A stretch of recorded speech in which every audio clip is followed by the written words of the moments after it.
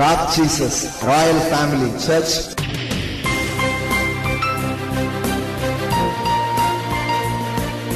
பிரதிபலிக்கிறவர்களாய் தேவன் நம்மளை என்ன பண்ணிருக்கிறாரு, உண்டாக்கி இருக்கிறார்.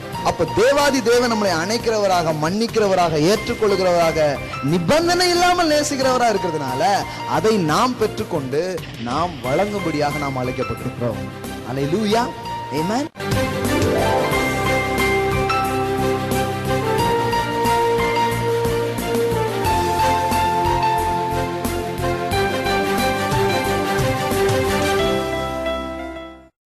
இன்னைக்கு ஒரு முழு நிருபத்தையே நான் பேச போகிறேன். உறவுகளை பற்றி நாம் படிக்க ஆரம்பித்திருக்கிறோம். திருமணம், கணவன் மனைவி உறவுகளை பற்றி நாம் ஏற்கனவே பேசணும். அது பேசுனது பேசி முடிச்சாச்சு அப்படிங்கிறது கிடையாது. இன்னும் நிறைய பேச வேண்டியது இருக்குது. ஏற்கனவே பேசின அந்த பதிவுகள் சிடிஸாக வெளியில் என்ன பண்ணியிருக்கிறாங்க, கொண்டு வந்துருக்குறாங்க. இருக்கும்னு நினைக்கிறேன். இருக்குதா? இருக்குது. திருமணமும் குடும்ப வாழ்க்கையை பற்றி நாம் இங்கே பேசுகிற ஒவ்வொரு காரியமும் எப்படி இருக்குதுன்னா, வாழ்க்கையாக இருக்கலாம், குடும்பமாக இருக்கலாம், வேலையாக இருக்கலாம், பொருளாதாரமாக இருக்கலாம், வாழ்க்கையின் எந்த காரியங்களாக இருக்கலாம். அதை பற்றி வேதம் என்ன போதிக்கிறது, அல்லாவிட்டால் தேவன் அதை பற்றி என்ன எண்ணுகிறார், என்ன பேசுகிறார் அப்படிங்கிறத நாம் கவனிக்கணும். ஏன்னா இதை ஏற்படுத்தினது யாராக இருக்கிறாரு? அவர் இருக்கிறார். அவர் தான் ஏற்படுத்தியிருக்கிறார். உன் இளமையான நாட்களை பற்றி கர்த்தர் என்ன சொல்கிறாருங்கிறத கவனிக்கணும். ஏன்னா அவர் தான் இந்த இளமையான நாட்களை ஏற்படுத்தியிருக்கிறாரு. ஒரு பெற்றோரா உங்களை தேவன் தான் ஏற்படுத்தியிருக்கிறாரு. அதனால் ஒரு பெற்றோராக இருக்கிறத பற்றி தேவன் என்ன சொல்கிறாருங்கிறது கவனிக்க வேண்டியது அவசியம். கடவுள் உங்களை படைச்சிருக்காரு, உங்களை உண்டாக்கி இருக்கிறாரு. உங்களை உண்டாக்குனவர்கிட்ட தான் நீங்கள் ஒவ்வொரு நாளும் வரணும், அவர்கிட்ட கேட்கணும். நான் ஏன் ஆண்டவரே இருக்கிறேன்? சிலர் வேறு மாதிரி கேட்குறாங்க இதே கேள்வி. நான் ஏன் இருக்கேன்? ஒரே கேள்வி தான். நான் வேறு அழுத்தம் கொடுத்தீங்கன்னா வேறு மாதிரி ஆகி போயிடும். நான் தினமும் தான் கேட்கணும் பிரதர், நீங்கள் இதுக்கே பிரசங்கமே பண்ணுவீங்க. டெய்லி நான் என்ன தான் கேட்கேன், ஐயா நான் ஏன் இருக்கேன் அப்படின்னு தான் கேட்கேன் அப்படின்ட்டு தாங்க. அந்த ஏன் இல்லை, என்ன நோக்கத்தோடு நான் இருக்கேன், இதெல்லாம் ஆண்டவர்கிட்ட வரும்போது தான் நமக்கு தெரியுது. நீங்கள் இதுக்கான விளக்கத்தை வேறு எங்கேயுமே படிக்க முடியாது. வேறு எங்கேயும் போய் யாருக்கிட்டையும் நீங்கள் தெரிஞ்சிக்க முடியாது. Only manufacturers know about the product. ஒரு பொருளை உற்பத்தி செய்தவருக்கு மட்டும்தான் அந்த பொருளை குறித்து நன்றாக தெரியும். உங்களை உண்டாக்கின தேவன், அவருடைய வார்த்தைகள் தான் உங்கள் வாழ்க்கையில் எல்லா காரியத்தையும் கொண்டு வரக்கூடியவைகளாக இருக்கிறது. அதனால தான் வேதம் சொல்லுகிறது, மனுஷன் அப்பத்தினால் மாத்திரமல்ல தேவனுடைய வாயிலிருந்து புறப்படுகிற ஒவ்வொரு வார்த்தையினாலும் அவன் பிழைப்பான் என்று எழுதியிருக்கிறது. அப்போ உங்களை வாழ வைக்கிறது வெறும் இந்த சப்பாத்தியும் இந்த உருளைக்கிழங்கும் இந்த அரிசியும் பருப்பும் இந்த மட்டனும் மீனும் உங்களை வாழ வச்சிடாது. உங்களை வாழ வைக்கக்கூடிய ஒன்று இருக்கிறது. அது தேவனுடைய வாயிலிருந்து புறப்படுகிற வார்த்தைகள். வார்த்தையாலே நீங்கள் பிழைக்க முடியும் என்று வேதம் திரும்ப திரும்ப நமக்கு வலியுறுத்துகிறது. அதனால தான் போடுறதுக்கு, வாலிபனாக இருந்தாலும் என்ன, முதிர் வயது உள்ளவனாக இருந்தானே, யாராக இருந்தாலும் அவர்கள் வார்த்தையால் தான் பிழைக்க முடியும். அல்லேலூயா. இந்த காரியத்தை நீங்கள் முதல்ல தெரிஞ்சுக்கிட்டீங்கன்னா, நான் நினைக்கிறேன் நீங்கள் வெற்றிங்கிற அந்த இதில் ஒரு காலை தூக்கி வச்சிட்டீங்கன்னு அர்த்தம். அல்லேலூயா. இதுவே விளங்கலைன்னா நான் சொல்கிறேன், நீங்கள் இன்னும் காலை கூட எடுத்து வைக்கலன்னு தயவாய் சொல்லிக்கொள்ள விரும்புகிறேன். ஏன்னா முதல்ல இந்த understanding, I need God's word. தேவனுடைய வார்த்தையால் தான் நான் பிழைக்க போகிறேன். தேவனுடைய வார்த்தை எனக்கு தேவை. இது புரிஞ்சிச்சுன்னா ரைட். முதல் இதுக்கு என்ன பண்ணிட்டோம், நாம வந்துட்டேன்னு அர்த்தம். சரி, இப்போ இது என் வாழ்க்கையின் ஒவ்வொரு காரியத்தை பற்றி என்ன பேசுதுங்கிறத நான் என்ன பண்ணணும், இப்போ கவனிக்கணும். குடும்பத்தை பற்றி கர்த்தர் என்ன பேசுறாரு, இது தெரிஞ்சாதான் குடும்பம் ஒழுங்கா போகும். பணத்தை பற்றி கர்த்தர் என்ன பேசுறாரு தெரியணும். அப்பதான் இந்த காரியம் ரொம்ப நல்லா இருக்கும். வேலையை பற்றி அவர் என்ன பேசுகிறார், செழிப்பு பற்றி அவர் என்ன பேசியிருக்கிறார், இப்படி ஒவ்வொரு காரியத்தை குறித்தும் நாம ஒவ்வொன்றா பார்த்துட்டே இருக்கிறோம். இப்போ இது வரைக்கும் பார்த்த சில காரியங்கள்லாம் இருக்குது. இப்போ தச்சனின் கதை அப்படின்னு ஒன்று இருக்கும். இதில் என்ன பேசியிருக்கிறோம், தேவன் வேலையை பற்றி என்ன பேசியிருக்கிறார். இந்த வேலை தொழில் எவன் கண்டுபிடிச்சான்? நம்ம பசங்க இந்த பரீட்சை மார்க் இதெல்லாம் எவன் கண்டுபிடிச்சான்னு தேடிட்டு இருக்கிறாங்க. அது மாதிரி வேலைக்கு போகிறவங்களாம் எது கண்டுபிடிச்சாங்க, இதெல்லாம் பிரதர் இந்த ஆதாம் ஏன் பிரதர் பழத்தை சாப்பிட்டான், அவன் சாப்பிட போய் தானே பிரதர் வேலை வந்துச்சு அப்படின்ட்டு ஆதாம் இன்னும் திட்டிக்கிட்டு இருக்கிற ஆட்கள்லாம் இருக்காங்க. அவங்களுக்கு தெரிய மாட்டுக்கு இந்த வேலைன்னா என்ன, அது எவ்வளோ ரொம்ப நல்லது, ஆண்டவர் இது எவ்வளோ நல்ல செய்கிறதுக்காக வச்சுருக்காரு அப்படிங்கிறது அவங்களுக்கு தெரியல. ஸோ அவங்களுக்கு ஒரு ஊக்கம் ஊட்டும் விதத்தில் தான் இதை பேசியிருக்கிறோம். வேலையை கொடுத்து ஆண்டவர் என்ன பார்க்குறாரு இது தெரியணும், இது கேட்கணும். அப்புறம் இன்னொன்று பேசணும், அது என்ன அப்படின்னு சொன்னால் செழிப்பு. நிறைய பேர் பார்த்தீங்கன்னா இதில் படம்லாம் போட்டிருப்பாங்க. இந்த படம் தான் அங்கே இருக்கா, வீடு காரு பணம். என்னையா சர்ச்சில் எந்த படத்தை ஒட்டி வச்சுருக்கீங்க, கோல்டு காயின்னு என்னெல்லாமோ 500 கட்டு 1000 ரூபா கட்டாக இருக்குது, 10,000 கட்டுலாம் இல்லை இல்லையா, இருந்தால் நாங்கள் போட்டிருப்போம் 10,000 நோட்டு. இப்போதைக்கு அதுதான் அலோட் பண்ணியிருக்காங்க, நம்மளாம் பிரிண்ட் பண்ண முடியாது இல்லையா, அதனால் போடாமல் வச்சுருக்கோம். வேணால் டாலர் அந்த மாதிரிலாம் போடலாம், அதெல்லாம் மனசில் வச்சு போடுவோம். இதெல்லாம் தப்புன்ட்டாங்க நம்ம ஆட்கள். எது தப்பு, வேலை தப்பு, குடும்பம் தப்பு, காசு தப்பு, எல்லாமே தப்பு, பிறந்ததே தப்புன்ட்டாங்க. நம்ம கிறிஸ்தவ ஆள்கிட்ட போனீங்கன்னா அவங்ககிட்ட இதான் நீங்கள் கேட்க முடியும், அது தப்பு இது தப்பு, அது நின்னா குத்தம், உட்காந்தா குத்தம், எந்திரிச்சா குத்தம், படுத்தா குத்தம், எதுவுமே பண்ண விட மாட்டாங்க. நின்றுட்டே இருந்தீங்கன்னா ஏன் நிற்கிற அப்படிம்பாங்க, உட்காந்துட்டு இருந்தா எவ்வளவு நாள் உட்காந்துட்டு இருப்ப அப்படிம்பாங்க, நடந்தன்னா எப்போ இது வரைக்கும் நீ நடந்துக்கிட்டு இருப்ப அப்படிம்பாங்க. நீங்கள் நல்லா கவனிச்சு பார்த்தீங்கன்னா என்னையா பண்ணணும், புயரவா நான் இல்லை, அவர் உடனே எப்படி போயிட்டா எப்படி, வந்ததை வேலையை முடிக்க வேண்டாமா அப்படிங்கிறது. இப்போ என்னதான் பண்ணேன், இருக்கவா உருப்படியாக இருக்கணும் அப்படிம்பாங்க. ஃபுல்லாக பார்த்தீங்கன்னா விட்டு திருப்பிடுவாங்க, நீங்கள் எங்கேயும் போக முடியாது பாருங்க, அப்படியே அழகாக லாக் பண்ணுவாங்க. சிலர்லாம் அந்த மாதிரி பிரசங்கம் பண்ணுறதுல ரொம்ப கை தேர்ந்தவர்களாக இருப்பாங்க பாருங்க, ரொம்ப கஷ்டம். ஸோ ஒவ்வொரு விஷயத்தை பற்றி இப்படி தப்பான அபிப்பிராயம் அவங்களுக்கு இருக்கும். அதனால தான் அதை மாற்றுறோம். அதை மாற்றும்படியாக சில எண்ணங்களை மறுபடியும் ஜனங்களுடைய உள்ளங்களை என்ன பண்ணணும், விதைக்கணும். அது விதைக்கும்படியாக தான் இதை நம்ம வெளியே கொண்டு வந்தோம். தேவன் நம்முடைய நல்வாழ்வை குறித்து அவருக்கு என்ன யோசனைகள் இருக்குது, நம் திருமணங்களை குறித்து என்ன யோசனைகள் இருக்குது, நம்முடைய சுக வாழ்வை குறித்து என்ன யோசனைகள் இருக்குது, இப்படி ஒவ்வொரு நாம் பதிவு பண்ணி நம்ம வெளியில் கொண்டு வர்ற ஒவ்வொரு மெசேஜும் அப்படிப்பட்டது தான். அப்போ இதை நம்ம புரிஞ்சுக்கணும். பாருங்கள், என்ன புரிஞ்சுக்கணும், தேவன் இதை பற்றி என்ன பேசுகிறாருன்னு நம்ம புரிஞ்சுக்க ஆரம்பிக்கும் போது அப்போ நாம் என்ன பண்ணோம்னா அதை நம்முடைய ஐடியாவாக, அதை நம்முடைய நோக்கமாக, அதை நம்முடைய விசுவாசமாக நம்ம மாற்றிப்போம். மாற்றிக்கிட்டு அதில் நம்ம நிற்கும்போது அதற்கு எதிராக எந்த காரியம் இருந்தாலும் அவைகள் நடுவிலே நாம் வெற்றிகளை காண முடியும். அல்லேலூயா. அதனால தான் வசனம் நமக்கு அந்த விதங்களில் தான் நமக்கு உதவி செய்ய ஆரம்பிக்கிறது. அப்போ வசனத்தை நான் கேட்குறது எவ்வளோ இம்பார்ட்டண்ட்டாக இருக்குது, வார்த்தையை நான் கவனிக்கிறது எவ்வளோ இம்பார்ட்டண்ட்டாக இருக்குதுன்னா, ஏன்னா வார்த்தையை நான் கவனிக்கும் போது தான் தேவனுடைய இருதயம் எனக்கு புரியும், தேவனுடைய நோக்கம் எனக்கு தெரியும். தேவனுடைய இருதயமும் நோக்கமும் எனக்கு புரியும் போது வாழ்க்கையின் எந்தெந்த பகுதியை குறித்தெல்லாம் அவருடைய நோக்கங்கள், என் பணத்தை குறித்து என்ன, என் வேலையை குறித்து என்ன, குடும்பத்தை குறித்து என்ன, பிள்ளைகளை குறித்து என்ன, இப்படி ஒவ்வொன்றை குறித்தும் அவருடைய நோக்கங்களை நான் அறிந்து கொள்ளும்போது, புரிந்து கொள்ளும்போது என் வாழ்க்கை அந்தந்த பகுதிகளில் இன்னும் என் வாழ்க்கை அழகாக்கப்படுகிறது. ஆமென்.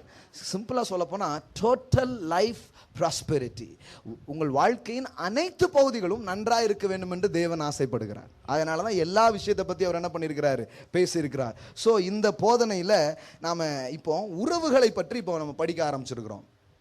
ரிலேஷன்ஷிப்ஸ் பற்றி படிக்க ஆரம்பிச்சிருக்கிறோம். கடந்த 2 வாரங்களாக அதை பற்றி நாம் என்ன பண்ணுகிறோம், பேசிக்கிட்டே இருக்கிறோம். அதில் முக்கியமாக என்ன நாம் இது வரைக்கும் பார்த்தோம் அப்படின்னு சொன்னால் பாருங்கள், எல்லாரும் எடுத்துக்கோங்க. ஆதியாகமம் 2வது அதிகாரம் 18வது வசனம் பாருங்கள். ஆதியாகமம் 2:18. பின்பு தேவனாகிய கர்த்தர், மனுஷன் தனிமையாக இருப்பது நல்லதல்ல, ஏற்ற துணையை அவனுக்கு உண்டாக்குவேன் என்றார். ஸோ நான் என்ன உங்களுக்கு சொன்னேன் அப்படின்னா, இது திருமணத்தை பற்றி சொல்கிற ஒரு வார்த்தையாக நம்ம நிறைய நேரம் பார்க்குறோம். ஆனால் இது வெறும் திருமணத்தை பற்றி சொல்கிற ஒரு வார்த்தை இல்லை. இது எப்படிப்பட்ட வார்த்தையாக இருக்குது அப்படின்னு சொன்னால், மனிதன் உறவுக்காக உருவாக்கப்பட்டான். அவன் தனிமையாக இருக்க அவன் என்ன பண்ணவே இல்லை, உருவாக்கப்படவில்லை. உறவுன்னு சொல்லும்போது எந்த மாதிரி அப்படின்னு சொன்னால், இப்போ பாருங்கள், நம்ம லைஃப்பில் எல்லா விஷயமும் பாருங்கள் ஒரு உறவு சார்ந்த காரியமாக தான் அது இருக்குது. வேலைக்காரன் முதலாளி, ஒரு 2 பேருக்குள்ள என்ன இருக்குது, ஒரு உறவு. கணவன் மனைவி, அப்பா அம்மா பிள்ளைங்க,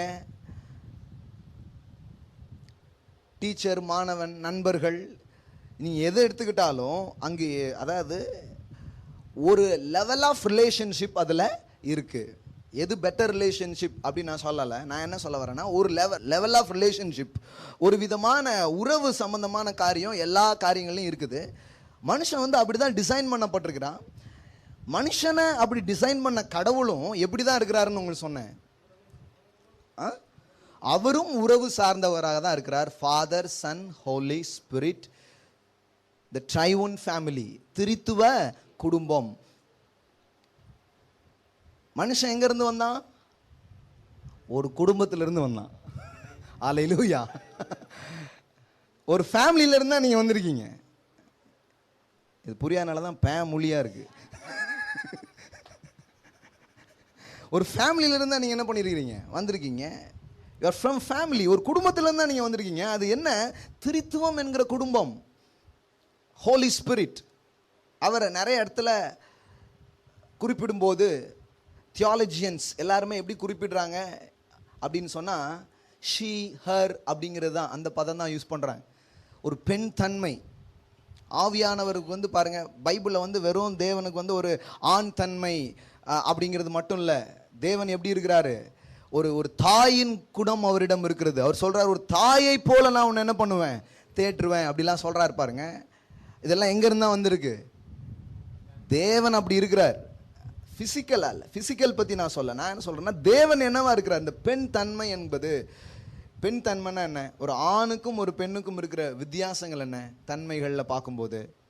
ஒரு ஆண் வந்து நிறைய நேரம் லீடர்ஷிப்ஸ் எடுக்கிறாரு, பொறுப்பாக காரியங்களை பண்ணக்கூடியவராக இருக்கிறாரு. இந்த மாதிரியான மேட்டர்லாம் ஒரு ஆண் பண்ணுறாரு. ஒரு பெண்ணை எடுத்துக்கும் போது அன்பு, பரிவு, கருணை, இந்த மாதிரி தான் என்ன பண்ணப்படுறாங்க? பார்க்கப்படுறாங்க. ஒரு பெண்ணாக இருந்து இப்படி பண்ணிட்டே அப்படின்னு சொல்லுவாங்க. ஏன்? ஒரு பெண் இடத்துல என்ன தான் பார்க்க விரும்புகிறோம்? அன்பு, பரிவு, பாசம், இந்த மாதிரியான காரியம் தான் இருக்குது. ஒரு ஆண் வந்து உண்டாக்குதல், ஏற்படுத்துதல், நடத்துதல், இந்த மாதிரியான விஷயங்களை நம்ம என்ன பண்ணுறோம்? பார்க்குறோம். இப்படி எல்லா தன்மைகளும் எங்கேருந்து வருது? தேவனுக்குள்ளே இருந்தால் என்ன பண்ணுகிறது? வருகிறது. அப்போ தேவன் உறவின் தேவனாக இருந்து கொண்டு மனுஷனையும் அவர் எப்படி தான் படைக்கிறாரு? உறவுக்கென்றே அவர் என்ன பண்ணுறாரு? படைக்கிறார். எல்லாம் சொல்லுங்க, நாம் உண்டாக்கப்பட்டது உறவுக்காகத்தான். எல்லாம் சொல்லுங்க, உறவுக்காகவே உண்டாக்கினார். நீங்கள் எதுக்கு உண்டாக்கப்பட்டிருக்கீங்க உங்களுக்கு தெரியணும். இப்போ பாருங்க, நான் கொஞ்ச நேரத்துக்கு முன்னாடி என்ன சொன்னேன்? உங்களை சிருஷ்டித்தவர் உங்களை பற்றி என்ன சொல்கிறாருங்கிறத நீங்கள் கவனிக்கணும். இந்த மைக்கு எதுக்கு பண்ணாங்கன்னு எனக்கு தெரிலன்னா, இதை வச்சு நான் ஆணி அடிச்சுட்டு இருப்பேன். ஆணி அடிக்கலாமா? யாரு கேட்பா? நான் என் மைக்கு நான் அடிப்பேன். அடிக்கலாம். ஆனால் அந்த மைக்கு எதுக்கு பண்ணியிருக்காங்கன்னு நீங்கள் போய் பார்த்தீங்கன்னா தான் உங்களுக்கு சொல்லுவாங்க, சார் ஆணி அடிக்கிறதுக்கு இன்னொன்று இருக்குது, சுத்தில்னு ஒன்று என்ன பண்ணியிருக்கிறாங்க, வச்சுருக்காங்க. அது வச்சு தான் நீங்கள் என்ன பண்ண முடியும்? ஆணி அடிக்க முடியும். ஆனால் நீங்கள் இதை வச்சு அடிச்சிங்கன்னா என்ன ஆகிடும்? இதோடைய பர்பஸ்ஸு இதாகிடும். அதாவது பர்பஸ் புரியலைன்னா அது என்ன பண்ணப்படும்? அப்யூஸ் பண்ணப்படும். எல்லாம் சொல்லுங்கள், அப்யூஸ். அப்யூஸ்னா என்ன? எதுக்காக உருவாக்கப்பட்டதோ அதுக்காக அது பயன்படுத்தலைன்னா அதுக்கு பேர் என்னது? அப்யூஸ். எல்லாம் சொல்லுங்க, உண்டாக்கப்பட்ட நோக்கம் புரியாமல் செயல்படும் பொழுது அந்த காரியம் அப்யூஸ் பண்ணப்படுகிறது. தட் மீன்ஸ் தவறாக உபயோகப்படுத்தப்படுகிறது. த மெத்தட் ஆஃப் ஃபங்க்ஷன், நாம் எப்படி இயங்கும்படி உருவாக்கப்பட்டிருக்கிறோம் அப்படிங்கிறத நாம் புரிந்து கொள்ள வேண்டும். நம்முடைய இயக்கத்தை யார் சொல்ல முடியும்? இறைவன் தான் சொல்ல முடியும். இறைவன் தான் இயக்கத்தை பற்றி சொல்ல முடியும். நாம் செயல்படும் விதங்களை குறித்து அவர் என்ன பண்ண முடியும்? சொல்ல முடியும். அப்போ அந்த இயங்குகிற மெத்தட்ஸ், நாம் செயல்படுற அந்த முறை அவர்கிட்ட இருந்து நம்ம கற்றுக்கலன்னு வைங்களேன், எல்லாமே வெளியிலேருந்து தான் நீங்கள் வாங்கணும். தப்பாக வாங்கினாங்கன்னா தப்பாக போயிடும் அப்படிங்கிறது தான் காரியம். அதனால தான் திரும்ப திரும்ப இதை நம்ம கவனிக்கிறோம். வார்த்தை, எல்லாம் சொல்லுங்கள், வார்த்தை. வேர்டு உங்களுக்கு என்ன சொல்லுது?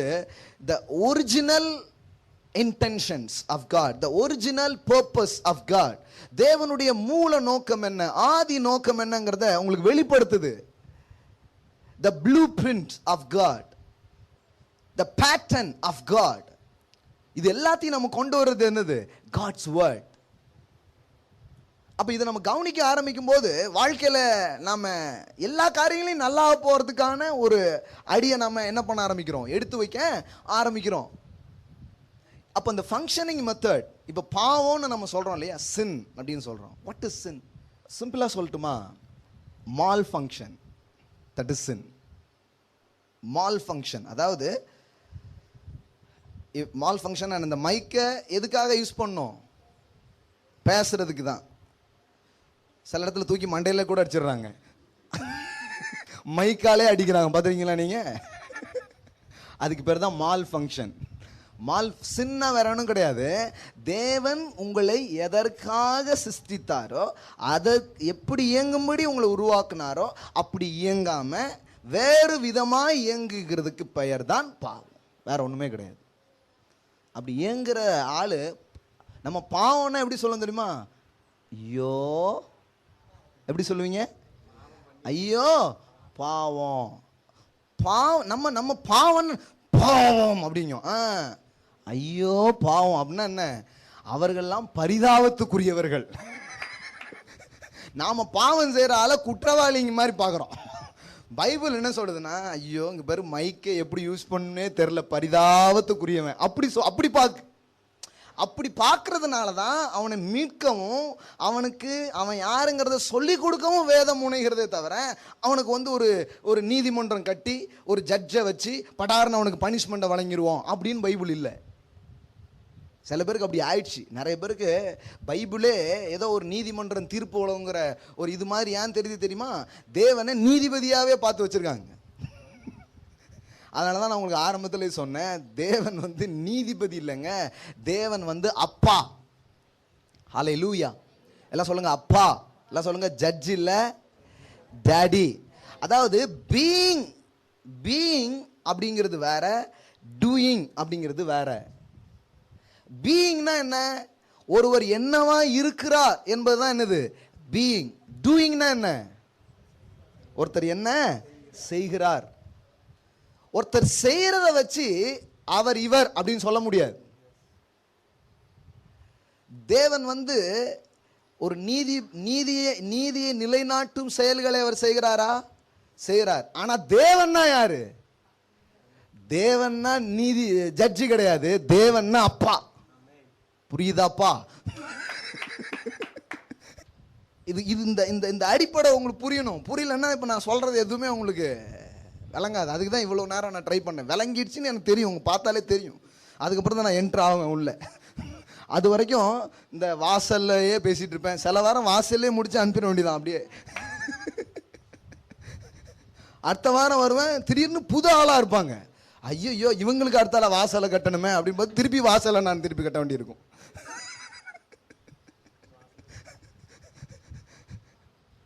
அதனால தான் பாருங்க, தொடர்ந்து இந்த மாதிரி விஷயங்களை முக்கியப்படுத்தி சிலர் பாருங்க, எல்லாம் போக மீதி ஏதாவது டைம் இருந்தால் இங்கே I am very sorry no, அப்படி கிடையாது. இதுதான் எனக்கு ரொம்ப முக்கியம், இது நான் கவனிக்கணும், இது நான் கேட்கணும். இதுக்குள்ளே இருந்து தான் எனக்கு எல்லா நான் வாழ்கிறதுக்கு வேண்டிய அனைத்து காரியமும் இங்கிருந்து தான் எனக்கு வரப்போகுது. ஹல்லேலூயா. இங்கே உட்காந்திங்கன்னா வெளியில் சுத்த வேண்டாம். என்ன கேட்டிங்கன்னா, சண்டே கரெக்டாக கேட்குறது அந்த வாரம் ஃபுல்லாக எல்லா காரியத்தையும் கரெக்டாக செய்ய உங்களுக்கு உதவி செய்யும். ஹல்லேலூயா. நிறைய பேர் என்ன பண்ணிட்டு இருக்காங்கன்னா, ஒன்றும் இல்லை பிரதர், நான் கரெக்ட் பண்ணிட்டு வரலான்னு இருக்கேன் அப்படிங்காங்க. கரெக்ட் பண்ணிட்டு வர்றதா? 2ஆம் வருகை வர்ற வரைக்கும் கரெக்ட் பண்ண மாட்டீங்க. ஏசுநாதர் மாதிரி தான் சொல்லிட்டு போகிறாங்க, இதோ சீக்கிரம் வருகிறேன் அப்படிங்காங்க. சீக்கிரம் வந்த மாதிரியே தெரில. அதனால் அது அப்படி ஆகாது. ஏன்னா அப்படி ஆகும்படி இங்கே போடலை. இங்கே என்ன போட்டிருக்குன்னா, இங்கே நான் வரணும், அவருடைய வார்த்தைகளை கேட்கணும், அது மூலம் எனக்குள்ள சிலது ஆகும்னு அவரே சொல்லிட்டாரு. அப்போ நான் அதுக்கு ஆமேன்னு சொல்லிட்டு வந்தேன்னா எனக்கு நல்லது. ஹல்லேலூயா. இது விட்டுட்டு நான் மகா புத்திசாலி மாதிரி நடந்துக்கினா அப்புறம் வேறு மாதிரி ரிசல்ட் என்ன பண்ணுது லைஃப்பில் வருது. அப்புறம் ஐயோ குய்யோங்கிறது. அப்படி போக வேண்டியது இல்லை. பாருங்க, கர்த்தர் நல்லவராக இருக்கிறாரு. நமக்காக ரொம்ப அற்புதமான திட்டங்களை அவர் ஏற்படுத்தி வைத்திருக்கிறார். ஆமென். எல்லாம் சொல்லுங்க டேடி.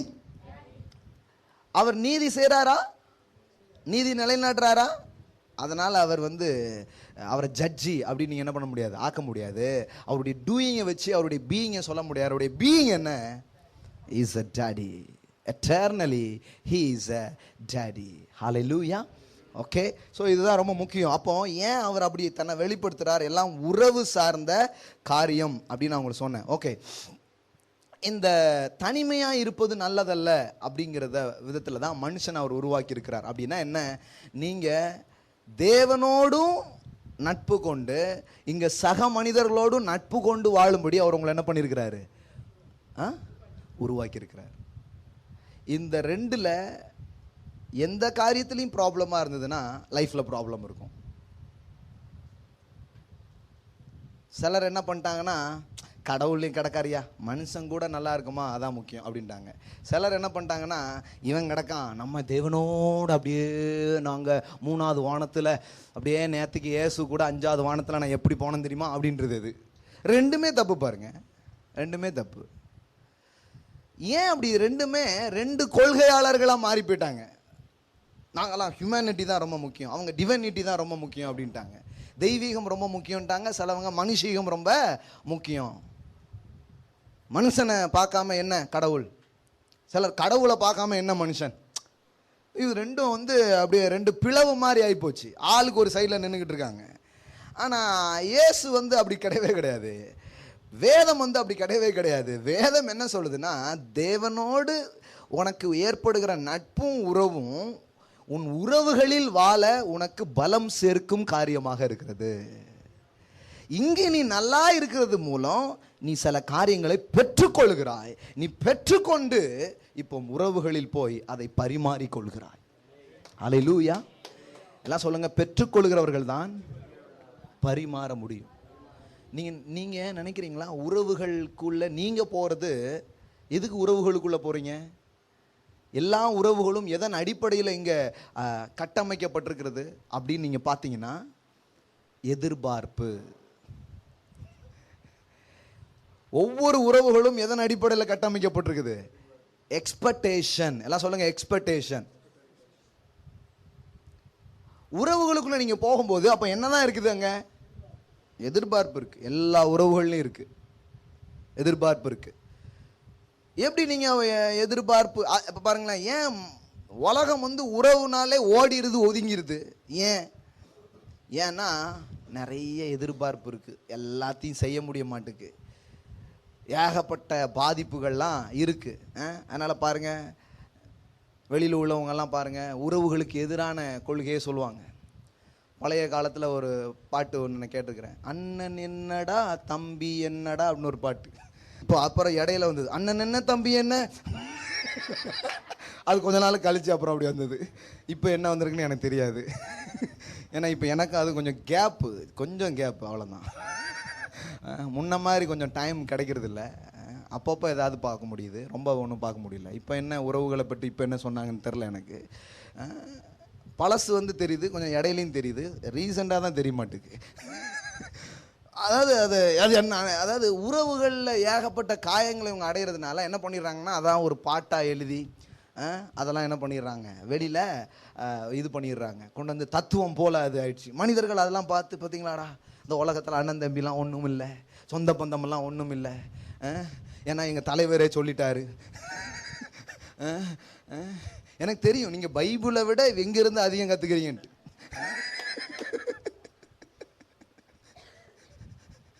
அதனால தான் பாருங்கள், நான் அதுலேருந்து கொஞ்சம் சொல்ல வேண்டியது இருக்குது. சொன்னால் கொஞ்சம் நிறைய பேருக்கு புரியுது பாருங்கள்.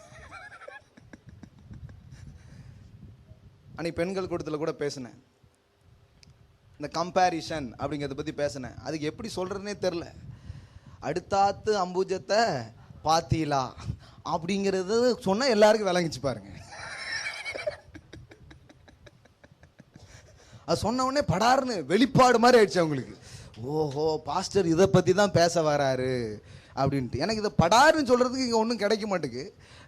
மக்களுக்கும் பாருங்கள், இங்கேருந்து ஏதாவது பார்த்தா அவங்களுக்கு இவ்வளோ நேரம் விளக்க வேண்டியது இருக்குங்கிற மாதிரி ஆகிடுது. அதனால் இவங்களுக்கு புரியணும், அதான மேட்ரு. இவங்களுக்கு எந்த ஏரியாவில் சொன்னால் கரெக்டாக புரியுமோ அதை வச்சு கரெக்டாக சொல்லிடுறது பாருங்கள். ஹல்லேலூயா. நமக்கு ப்ராடக்ட் விற்கணும், எந்த பேக்கேஜில் இருந்தானே. அதனால் நான் அப்பப்போ கொஞ்சம் பேக்கேஜ் எல்லாம் மாற்றிக்கிறது. ஏன்னா எப்படியோ அவனுக்கு போய் சேரணும், அவங்களுக்கு விஷயம் என்ன பண்ணணும், புரியணும். ஆனால் நிறைய பேர் கொஞ்சம் கஷ்டமாயிடும் பாருங்க. இவரை பார்த்தீங்களா இப்படிலாம் சொல்லுதா, பரிசுத்தமான இடத்துல இருந்துக்கிட்டு இது பரிசுத்தமான இடமா, இது மரத்தில் பண்ணது. நாங்களும் ஜோசப் பிரதர் போய் இடத்துல வாங்கிட்டு வந்தோம். இங்கே இருந்துக்கிட்டு இதை சொல்லலாமா அப்படின்னா கொஞ்சம் தள்ளியே நின்றுக்கிறேன் நினைப்போம். இப்படியே நம்ம வந்து ஒரு இதெல்லாம் உருவாக்கி வச்சுருக்கோம் பாருங்க. இதெல்லாம் தாண்டி வரணும். இது கிடையாது. என்ன சொல்கிறோங்கிறது கவனிக்கணும். அந்த ஹார்ட் ஆஃப் மெசேஜ் என்னங்கிறத என்ன பண்ணணும், பார்க்கணும். அப்போ தான் நமக்கு அது பயனளிக்கும் பாருங்க. உறவுகளை பற்றி எதிரான காரியங்களை உருவாக்கியிருக்கு. இன்றைக்கி இருக்கிற நிலவரத்தில் பார்த்தீங்கன்னா மேக்சிமம் நாம் எப்படி தள்ளி இருக்கலாம் அப்படிங்கிறதுக்கு தான் ஒரு முயற்சி இருக்குது. மேக்சிமம் எப்படி ஆட்கள் கூட பழகாமல் ஒட்டாமல் ஆளண்டாதவன் அப்படின்னு சொல்லுவாங்க பார்த்தீங்களா, அந்த மாதிரியே ஆயிடுச்சு. இந்த சென்னையில் வந்து வெள்ளம்லாம் வந்தது பாருங்கள். அந்த டைமில் பார்த்தீங்கன்னா ஒரு 2 பேர் சந்திக்கிறாங்க, ஒருத்தர் பேசுனாங்களாம். பேசிட்டு இது பண்ணிவிட்டு உங்கள் பேர் என்ன சார், பேர் சொன்னார் அப்படின்னு. ஊர் அதே தான் சொன்னார், தெரு பேரும் அதான் சொல்லியிருக்கிறாரு. கடைசியில் பார்த்தா 8th வீட்லேயே இருந்திருக்கிறாரு. ஒரு வெள்ளம் வருந்த வேண்டியதுக்கு இவங்க சந்திக்கிறதுக்கு. எதிர் வீட்டில் தான் இருக்கியா, ஆமாம் அங்கே தான் இருக்கானா அப்படின்ட்டு. என்னன்னா இப்போ ரொம்ப ஃபாஸ்ட்டாக போயிடுச்சு. ஃபாஸ்ட்டாக போனது மட்டும் இல்லாமல் யாரும் எனக்கு தேவையில்லை அப்படிங்கிற ஒரு மனோபாவம் ரொம்ப பெரும் அளவில் மனிதர்கள் மத்தியில் என்ன பண்ணியிருக்குது, அப்படியே ஒரு விஷம் மாதிரி ஏறி போயிடுச்சு. யாரும் எனக்கு தேவையில்லை, யாரும் எனக்கு முக்கியம் இல்லை இப்படிங்கிறது உள்ளே போயிடுச்சு பாருங்க. ஏன்னா வேதாகமத்திலிருந்து உறவுகளின் முக்கியத்துவங்கள் ஜனங்களுக்குள்ளே தூவப்படலை, அது வலியுறுத்தப்படலை. சில நேரத்தில் பைபிளே வச்சுக்கிட்டு உறவை வெட்டி விட்டாங்க. பட்டயம்னு சொன்னாங்களே தவிர இந்த பட்டயத்தை வச்சு கணவன் மனைவியும் வெட்டி விட்டாங்க. இந்த பட்டயத்தை வச்சு அப்பாவும் பிள்ளையும் என்ன பண்ணிட்டாங்க, வெட்டி விட்டாங்க. இதை வச்சு வெட்டுற வேலையை பண்ணியிருக்காங்க தவிர கட்டுற வேலையை பண்ணல. ஆமாம், இது வெட்டுறது தான். ஆனால் இது வேற மாதிரி வெட்டும். இந்த மாதிரி கசப்பான காரியங்களை அது வெட்டும். இப்படிப்பட்ட தவறான காரியங்களை கிளை நறுக்கும். வேற இந்த மாதிரி இருக்கிற வேத வார்த்தைகளுக்கு எதிராக இருக்கிற சிந்தனைகளே அது வேரோடு வெட்டும் கோடாரி. அப்படிதான் இருக்குதே தவிர உறவுகளை வெட்டுறதுக்கு இதை யூஸ் பண்ணிட்டாங்க நிறைய பேர். ஒருத்தர் சொல்லிட்டார், ஏன் மனைவி பிள்ளையெல்லாம் இப்போ விட்டுட்டு வந்துட்ட அப்படின்னா, நீங்கள் பைபிளில் படித்தது இல்லையா அப்படிங்கிறாரு. என்னையா பைபிளில் படிச்சிங்க அப்படின்னா அவர் சொல்கிறாரு, உன் தகப்பனையும் தாயையும் உன் மனைவியும் பிள்ளைகளையும் விட்டு என்னை பின்பற்றாதவன் எனக்கு யாராக இருக்க மாட்டான், சீசனாக இருக்க மாட்டான். அதனால் நான் சீசனாக இருக்க விரும்புகிறேன், ஆகையால் எல்லாத்தையும் என்ன பண்ணிட்டேன், விட்டுட்டு வந்துட்டேன் அப்படின்ட்டாங்க பாருங்க. இது எப்படி ஆயிடுச்சுன்னா, வெளியில் இருக்கிற ரிலீஜியனில் நிறைய எப்படி இருக்குது பாருங்க, இதே மாதிரி தான் இருக்குது. நீங்கள் ஆன்மீகத்தில் ரொம்ப ஈடுபாடாக போனால் என்ன பண்ணணும், குடும்பத்தை உறவுகளில்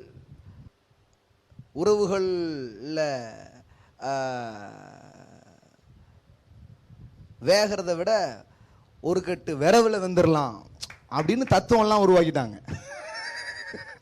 அதனால் என்ன பண்ணிட்டாங்கன்னா உறவுகள்லாம் கட் பண்ணி உறவுகள்லாம் என்ன பண்ணிட்டாங்க, இது ஆன்மீகத்தில் ரொம்ப ஈடுபாடாக போனால் பிள்ளைங்க என்ன பண்ணும், ஃபேமிலியிலலாம் ரொம்ப ஈடுபாடு காட்டக்கூடாது. இப்படியே கொண்டு வந்து ஒரு தாட் வெளியில் இருக்குது.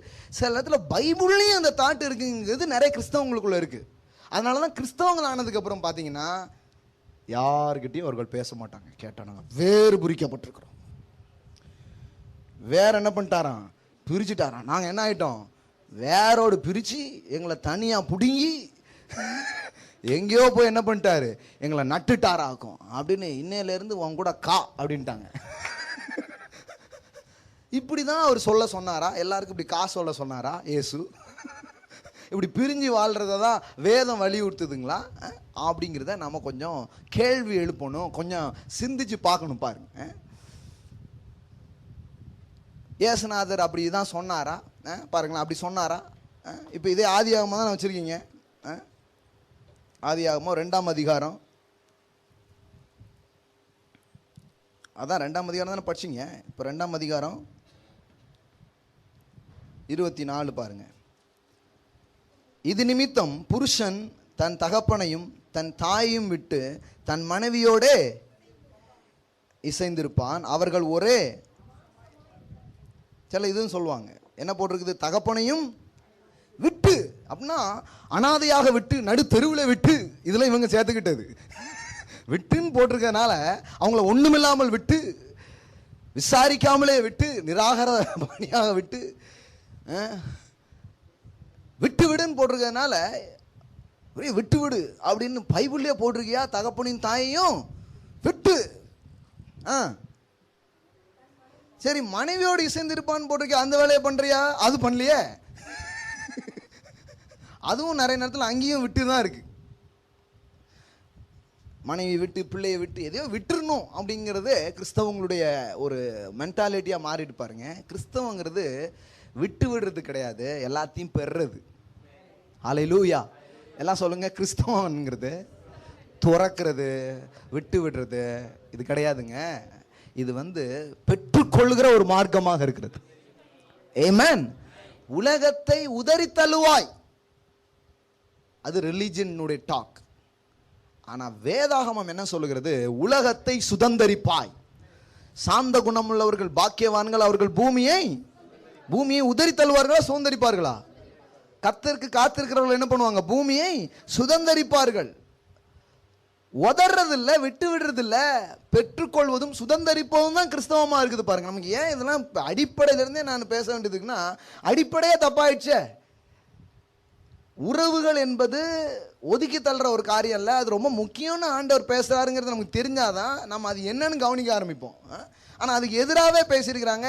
வெளியில் உள்ளவங்க தங்கள் அனுபவத்தினால் வந்த காயத்தை வச்சு அவங்களும் என்னதான் பேசிட்டாங்க? யாரையும் நம்பவே முடியாது, நாட்டில் எல்லாருமே மோசம், ஒரு பையன் ஜெரி கிடையாது. ஏன்னா இவன் பார்த்த பையன் ஜெரி இல்லாதனால இவன் என்ன பண்ணிட்டான்? உலகத்தையே எப்படி தான் வர்ணனை பண்ணுறாங்க, யாருமே சரி கிடையாது, எல்லாரும் ஏமாத்துக்காரங்க, எல்லாம் இப்படிலாம் பேசுகிற ஆட்கள்லாம் வாழ்க்கையில் அதை அனுபவித்திருக்கிறார்கள். ஏதோ ஒரு விதத்தில் அந்த காயத்தை அவங்க தங்க வாழ்க்கையில் என்ன பண்ணியிருக்கிறாங்க? பட்டிருக்காங்க. அந்த பட்ட அறிவின் மூலம் அவர்கள் அதை சொல்லுகிறார்கள், அனுபவத்தின் மூலம் அதை சொல்லுகிறார்கள். ஆனால் நான் என்ன சொன்னேன்? உங்கள் அனுபவம்லாம் உண்மையாட முடியாது, தேவனுடைய வார்த்தை தான் உண்மையானதாக இருக்கிறது. வர்ஷிப் பண்ணும்போது கூட சொன்னேன் இல்லையா? என்ன சொன்னேன்? அன்பை வைத்து சூழ்நிலைகளை கேள்வி கேளுங்கள், சூழ்நிலையை வைத்து அன்பை கேள்வி கேட்காதீர்கள் அப்படின்னு சொன்னேன். ஆமென். எத்தனை பேருக்கு விளங்குச்சு? அது விளங்குச்சா? நாம தலைகீழ பண்ணிக்கிட்டு இருக்கோம். வார்த்தையை வைத்துக்கொண்டு இந்த சிச்சுவேஷனை கொஸ்டின் பண்ணுமே தவிர, சூழ்நிலையை வச்சுட்டு வார்த்தை என்ன பண்ண வேண்டியதில்லை, கொஸ்டின் பண்ண வேண்டியது அவசியம். வார்த்தை சொல்லுது உறவுகள் நல்லது அப்படின்னு சொல்லிட்டு. ஆமென். அப்போ அந்த இடத்த நாம் எப்படி அடைய முடியும் அப்படிங்கிறதுக்கு அந்த வார்த்தையை நமக்கு உதவி செய்யும். வார்த்தை நீங்கள் இப்படி நினச்சிக்க கூடாது, வெறும் டிமாண்ட் பண்ணும் அப்படின்னு நினச்சிக்க கூடாது. இல்லை, வார்த்தை உங்களுக்கு சப்ளை பண்ணும். டிமாண்ட்னா என்ன தெரியுமா? எப்படி வாழ்ந்து கொண்டிருக்கிறா, எப்படி இருக்கிறா, ஏன் இப்படி சிந்தித்து கொண்டிருக்கிறா, என்ன நடந்து கொண்டிருக்கிறது, இப்படியே கேட்கும் பாருங்க. அதான் என்னது? டிமாண்ட் பண்ணுறது. நீங்கள் கேட்கும் போதெல்லாம் இப்போ பாருங்கள், சிலருக்கு என்னென்னா, சர்ச்சைக்கு ஒரு ஃபீலிங்கே இல்லையே அப்படிங்காங்க இங்கே வர்றவங்க. ஏன்னா ஒரு உழுப்பு ஜனங்களை அனுப்பணுமா, என்ன நடந்து கொண்டு இருக்க, எப்படி போய் அப்படி பண்ண கடார்னு எரிஞ்சு ஓடிடணும். ஐயோ என்னமோ நடந்துக்கிட்டே இருக்கு, அந்த மாதிரி ஒரு ஃபீலிங்கே இருக்க மாட்டேங்க. 2 குத்து வாங்கின மாதிரி இருக்கணும், ஒரு அடி வாங்கின மாதிரி இருக்கணும், அந்த உரைப்பு அந்த வாரம் ஃபுல்லாக அப்படியே இருக்கணும் உருன்னு. அப்படி இவங்க ஒரு அனுபவத்துக்குள்ளே போயிட்டு வந்திருக்காங்க. அப்படிப்பட்டவங்க இங்கே உள்ளே வந்தோடனே, இது என்னது, ஒருத்தங்க சரி டிவியில் கேட்காங்க, இது கிறிஸ்டியன் ப்ரோக்ராம் தானா அப்படிங்காங்க. எந்த லெவலுக்கு நாம் பின்வாங்கி போயிட்டோம் பாருங்க. இது கிறிஸ்தவ நிகழ்ச்சி தானா அப்படிங்காங்க. ஏன் பைபிள்ல இருந்தானே பேசுகிறோம், உங்களுக்கு தெரியலையா? இல்லை பைபிளில் இதெல்லாமா சொல்லியிருக்கு அப்படிங்காங்க. இதுதான் பைபிளில் சொல்லியிருக்கு. வேலையை பற்றி, குடும்பத்தை பற்றி, வாழ்க்கையின் காரியங்களை குறித்து பேசும்போது ஜனங்க ஆச்சரியப்படுறாங்க. என்னங்க பைபிள்ல இருந்த இதை பைபிள்லே அதெல்லாம் இருக்கு அப்படிங்காங்க. பாருங்க, எங்கேயோ போயிட்டாங்க ஜனங்க. ஆனால் ஆண்டவர் சொல்றாரு, என் மகத்துவத்தை நான் அவர்களுக்கு எழுதி கொடுத்தேன், அவர்களோ அதை அந்நிய காரியமாக பிராக்கெட் யாருக்கோ என்று எண்ணினார்கள். ஹல்லேலூயா. எப்படியோ எண்ணிட்டாங்க, யாருக்கோன்னு நினைச்சிட்டாங்க பாருங்க. யாருக்கோ இல்லைங்க, உங்களுக்காக எழுதியிருக்கிறாரு. ஹல்லேலூயா. எல்லாம் சொல்லுங்க, நமக்காக எழுதப்பட்டிருக்கு. நாம் எப்படி நல்லாக்க முடியும், நம்ம வாழ்க்கை எப்படி சிறப்பாக்க முடியுங்கிறத பற்றி தேவன் என்ன பண்ணுறாரு, பேசுகிறார் பாருங்க. கர்த்தர் அந்த மாதிரி விஷயங்களை பேசக்கூடியவருங்கிறது உங்கள் மனசில் நீங்கள் வைக்கணும். அப்போ தான் அந்த மாதிரி பிரசங்கங்களையும் அந்த மாதிரி வார்த்தைகளையும் நீங்கள் அதிகம் கேட்கக்கூடியவங்களாக மாறுவீங்க. ஏமே நிறைய பேருக்கு என்னென்னா, இன்று மரித்தால் எங்கே போவேன், இன்னைக்கு சர்ச்சில் கேட்கவே இல்லையே அப்படின்னு கேட்குறாங்க. இன்று மரித்தால் எங்க போவோம், இன்று மரித்தால் வாரம் வாரம் மரித்தாய்னா என்ன? சரி, இங்க வாழுகிறேனே அதற்கு என்ன பண்ண அப்படின்னு சொல்லல பாருங்க. செத்தா என்ன பண்ண போற, செத்தா என்ன பண்ண போறன்னு தான் சொல்லிட்டாங்களே தவிர, வாழும்போது வாழ்ந்து கொண்டிருக்கிறேன்னா இந்த வாழ்க்கைக்கான காரியம் என்னங்கிறத பற்றி கேள்வி எழுப்பல, சொல்லலை பாருங்க. அது சொல்லணும், அதுதான் ரொம்ப முக்கியமான காரியமா இருக்கு. இங்க பாருங்க, விட்டு விட்டு போனான், பிரிந்து போனான் அப்படின்னா அப்பா அம்மா விட்டுட்டு போயிடுனா போட்டிருக்குது. அப்படி அர்த்தத்தில் சொல்லல. ஒரு சின்ன ஒரு இடமாற்றம் அங்கே நடக்கிறது. அதுவரை தாயும் தகப்பனும் தான் இவனுக்கு முதல் இடம். இப்போ அந்த இடத்தை பிடிக்கும்படி ஒரு இளவரசி வந்து விட்டாள். போங்க, உங்களெல்லாம் இளவரசின்னு சொன்னேன். நீங்கள் இப்படி உட்கார்ந்தீங்கன்னா உங்களுக்கு ஆதரவாக யார் பேசுவா? 33 3 மாறிடுவான்.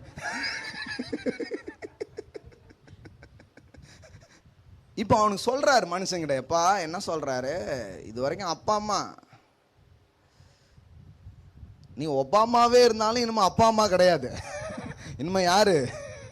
இனிமே எங்க அப்பா அம்மான்னு சொல்லக்கூடாது. அதே தான் இங்கேயும். எங்க அப்பா, உங்க அப்பா என்ன இந்த கோவம் டென்ஷனே எதனால வரும் தெரியுமா?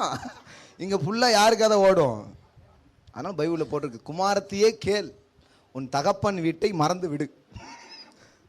எங்க பைபிளில் போட்டிருக்குதுங்க, படிச்சிருக்கீங்களா படிக்கலையா?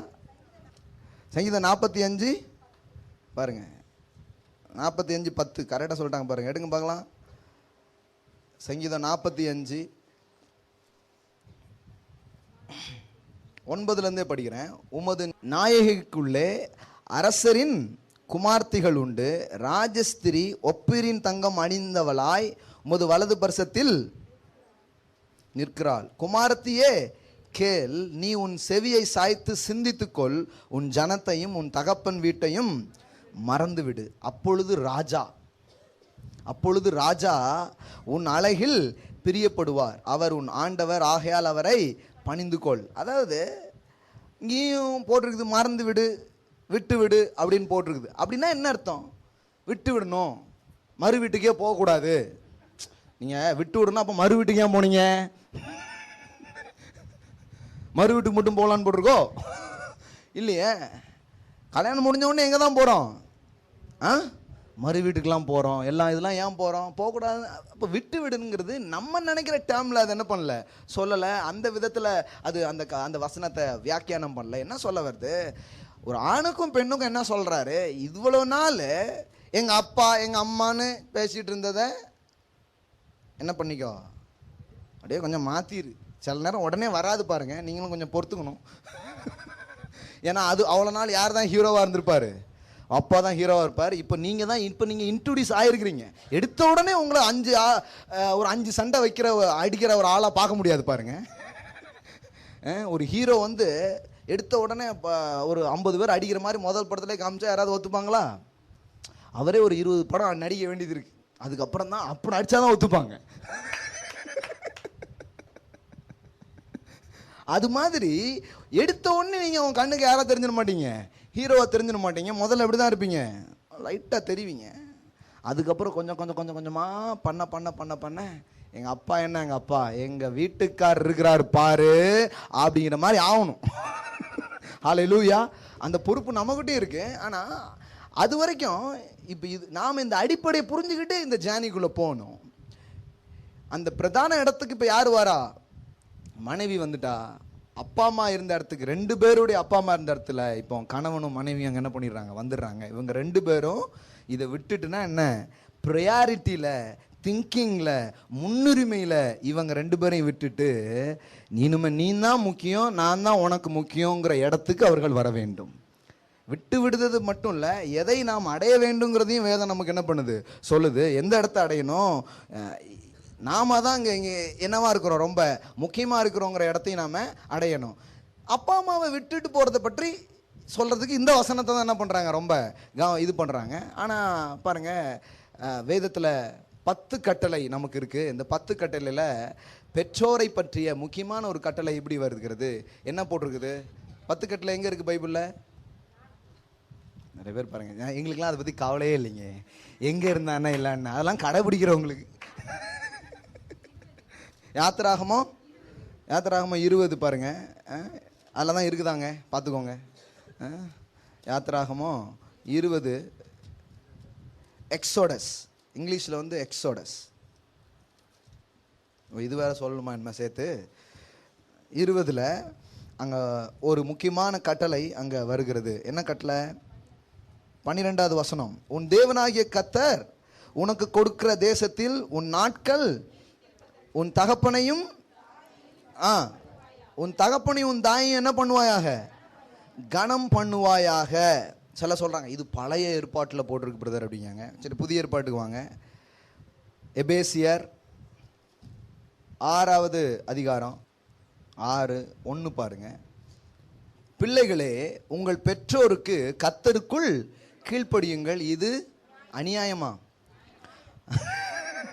நிறைய பேருக்கு அது அநியாயமா தெரியுது. பிள்ளைகளே, இது நியாயம். இது என்னதான்? நியாயமா? அதை தேவன் நியாயம் சொல்றத நீ அநியாயம் சொன்னீங்கன்னு வச்சுக்கோங்களேன், அதுக்கு பேர் mall function. That's call mall function. நீங்க எப்படி ஃபங்க்ஷன் ஆகணுமோ அப்படி ஃபங்க்ஷன் ஆகலை, மால் ஃபங்க்ஷன். அப்போ அங்கே என்ன போட்டிருக்குது? இது நியாயம், உனக்கு நன்மை உண்டாயிருப்பதற்கும் பூமியிலே உன் வாழ்நாள் நீடித்திருப்பதற்கும் உன் தகப்பனையும் உன் தாயையும் கனம் பண்ணுவாயாக என்பதே வாக்குத்தத்தமுள்ள முதலாம். ஒன்லி கமாண்ட்மெண்ட்ஸ் தான் இருக்கும். இப்படி செய்யணும், செய்யணும், அதான் கமாண்ட்மெண்ட்ஸு. சட்டம்னா அதான். ஆனால் இப்போ சட்டத்திலலாம் கொஞ்சம் இது பண்ணுறாங்க. டேக்ஸ் கட்டணும் அப்படிங்கிறது சட்டமாக இருந்ததுனால இப்போ சில ப்ரிவிலேஜஸ் அது கூட சேர்க்காங்க. நீங்கள் இப்படி முன்னாடி கட்டினாலோ இல்லை இந்த மாதிரிலாம் கட்டினாலோ உங்களுக்கு நாங்கள் என்ன பண்ணுவோம்?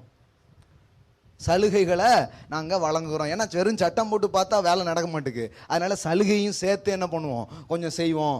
அட்லீஸ்ட் கொஞ்சம் கரெக்டாக செய்யணுங்கிற ஆட்களாவது அதை என்ன பண்ணுவாங்க? செய்வாங்க அப்படின்னு கொஞ்சம் கொண்டு வராங்க பாருங்கள்.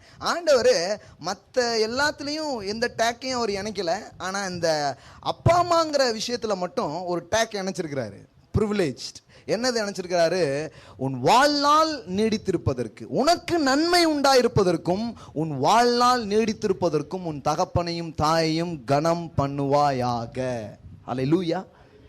இங்க வந்து இவ்வளோ கனம் பண்ணுவாயாகன்னு சொல்லிட்டு விட்டு விடுவாயாக, திறந்து விடுவாயாகன்னு சொல்லுவாரா என்ன? அப்போ அந்த எப்பவுமே பைபிளை கரெக்டாக படிக்கணும். அது அங்கே என்ன இதில் சொல்லுது, இங்கே என்ன சொல்ல வந்திருக்குங்கிறத கரெக்டாக பண்ணணும். ஒருத்தர் சொன்னார், இயேசுநாதர் வந்து ஒருத்தனை கூப்பிட்டாரு. அவன் வந்து சொல்லிட்டான், எங்கள் அப்பாவை நான் அடக்கம் பண்ணிட்டு தான் என்ன பண்ண போகிறேன், வருவேன் அப்படின்னு அவன் சொல்லிட்டான். உடனே இயேசு வந்து அவனை வந்து ராஜ்யத்துக்கு தகுதி இல்லாத ஆள்னு என்ன பண்ணிட்டாரு, சொல்லிட்டு போயிட்டாரு அப்படிங்கிறாங்க. பாருங்க எவ்வளோ எதிரான கருத்துக்கள்லாம் உள்ள வச்சிருக்கிறாங்க பாருங்க. அதாவது அவர் அப்பா ஒன்றும் அன்னைக்கு சாவலை, அன்னைக்கு செத்து கிடக்கிறவரும் அடக்கம் பண்ணிட்டு வர அப்படி சொல்லலை. அவன் என்ன சொல்கிறான்னா, ஐயா இந்த மாதிரி சில பெரிய காரியங்களுக்கெல்லாம் என்னை கூப்பிடுறீங்க, ஆனால் எங்கள் வீட்டில் ஒரு பெருசு இருக்குது, அது என்னைக்கு போதும் அன்னைக்கு தான் நான் என்ன பண்ண முடியும், வர முடியும். இவர் முடிஞ்ச அன்னைக்கு தான் நான் தூங்கலாம் அப்படிங்க. புரியுதுங்களா உங்களுக்கு? தம்பி, அப்படி தூங்குறதா இருந்தால் எதையுமே தூங்க முடியாது தம்பி. உன் வாழ்வுக்கு அவர் சாவு தான் காரணமாகணுமா? அவர் என்னைக்கு சாவுறாரோ அன்னைக்கு தான் நான் வாழ ஆரம்பிப்பேங்கன்னா தப்புப்பா. அப்படி யோசிக்காத, வாழ்றதா இருந்தா இன்னைக்கே ஆரம்பி அப்படின்னு சொல்றார். நம்ம இந்த இந்த அந்த முழுசையும் கரெக்டாக நமக்கு புரியாததுனால நம்ம என்ன பண்ணிருந்தோம்னா, இயேசுநாதர் பாருங்க அடக்கம் பண்ண கூட விட மாட்டேக்காரு அப்படின்ட்டாங்க. இல்லைங்க, அது அப்படி சொல்லீங்க, அப்படி சொல்ல. ஒவ்வொருத்தனும் ஒவ்வொரு சாக்கு சொல்லிட்டு இருக்கான். தன் கடமைகளை தேவன் வைத்திருக்கிற மேன்மையான காரியங்களை செய்யறதுக்கு ஒவ்வொருத்தரும் ஒரு சாக்கு சொல்றான். அதில் ஒருத்தன் இப்படி ஒரு சாக்கு சொல்றான், அதுவும் சாக்கு. இந்த மாதிரி செய்யணும் இல்லையா? சில பேர் பாருங்க அப்படி செய்யணும் இல்லையா செய்யணும் இல்லையான்னு சொல்ற ஆளுகள் ஒண்ணுமே செய்ய மாட்டாங்க பாருங்க. அப்பா அம்மாவுக்கு ஏன் இதை பண்றேன், எல்லாம் எங்க அதுக்காக இதுக்காக தான் அப்படிமாங்க. அதுக்காக அவங்க பண்றாங்களான்னு பாருங்க, அதுக்காக பண்ண மாட்டாங்க. வாழ்க்கையில் அநேக காரியங்கள் நாம் எதற்கு என்று சொல்லுகிறோமோ அதற்காக நாம் அந்த காரியங்களை செய்கிறதே கிடையாது. நம்முடைய ப்ரியாரிட்டியில் அது வர்றதே இல்லை. நிறைய நேரம் ஏன் இதை நீங்கள் செய்கிறீங்க அப்படின்னு கேட்டு பாருங்க, ஒரு காரியம் நம்ம சொல்லுவோம். ஆனால் அதுக்காக தான் அதை செய்கிறோமான்னு பார்த்தா நிறைய நேரத்தில் இருக்கிறதே இல்லை. ஏன்னா அது சொல்லிக்கிறது அப்படியே, இவன் அந்த மாதிரி தான் சொல்லிக்கிறான். அப்படிப்பட்டவனுக்காக தான் அதை சொன்னாரே தவிர இயேசுக்கு வந்து அப்பா அம்மாவை அடக்கம் பண்ணுறதுல ஒரு ஆச்சமேனும் இல்லை. தாராளமாக என்ன பண்ணலாம், செய்யலாம். அதாவது தேவனுடைய இருதயத்தை புரிஞ்சுக்கிட்டு பைபிள் படிக்கணும் பாருங்க. அதனால தான் நான் அந்த பைபிள் ஸ்டடிக்கு வரவங்களுக்கு சொல்லி கொடுத்தேன். பைபிள் எப்படி படிக்கணும்னா, பைபிள்ல இருந்து இயேசுவை படிக்கக்கூடாது, இயேசுவை வச்சு பைபிள் படிக்கணும் அப்படின்னு சொன்னேன். இப்போ சில பேருக்கு புரியும், சிலருக்கு புரியாது. ஏன்னா நீங்கள் செவ்வாய்க்கிழமை வரலையே.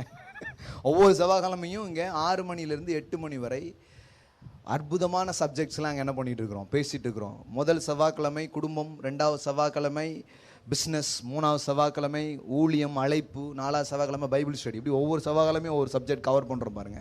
முதல்ல பைபிள் எப்படி படிக்கணும்னே நமக்கு தெரியாமல் எப்படி அதை யூஸ் பண்ணுறது, எல்லாம் தெரிஞ்சுக்கணும் பாருங்கள் எப்படி படிக்கணும் அப்படின்ட்டு.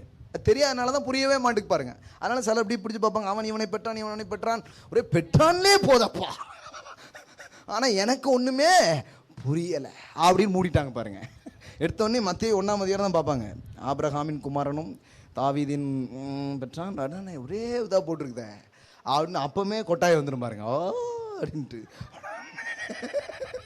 உடனே சொல்லுவாங்க, இந்த பிசாச்சு இருக்கான் பிரதர், பிசாச்சு நீ பைபிள் படிக்க விட மாட்டேன் அப்படிங்காங்க. இன்னொரு அம்மா அதை கேட்டுட்டு தூக்கமே வரலன்னா பைபிள் எடுத்துட்டு வா அப்படிங்காங்க. ஏன்னா அப்பமாவது எனக்கு பிசாசாவது தூக்கத்தை தருவானா பார்ப்பமே அப்படின்ட்டு இப்படி போயிட்டாங்க பாருங்க நம்ம ஆள்கள். ஸ்லீப்பிங் டேப்லெட் மாதிரி ஆயிடுச்சுப்போம்.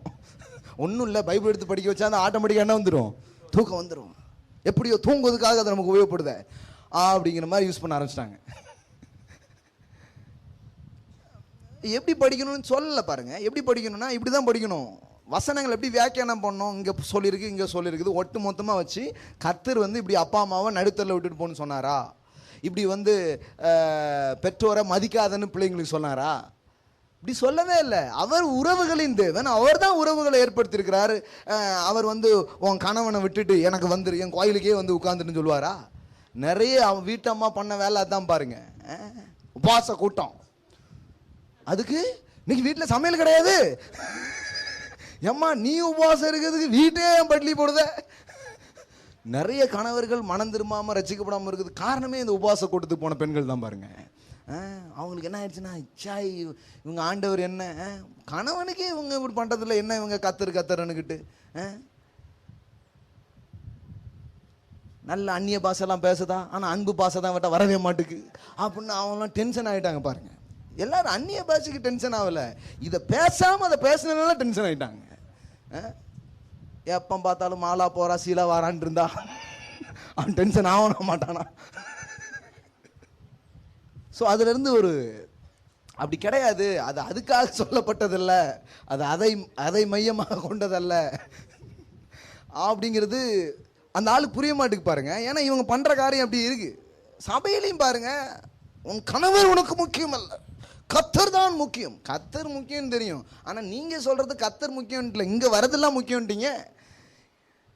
உன் வீட்டு வேலையை நீ பார்த்தாயா இல்லையோ, சபையின் வேலையை நீ பார்த்தாயா அப்படின்ட்டாங்க பாருங்க. பைபிள் மாற்றி சொல்லுது, காமிக்கிறேன் பாருங்க. தீமோத்தேயு பைபிள் எப்படி சொல்லுதுன்னு நீங்கள் கரெக்டாக பாருங்க.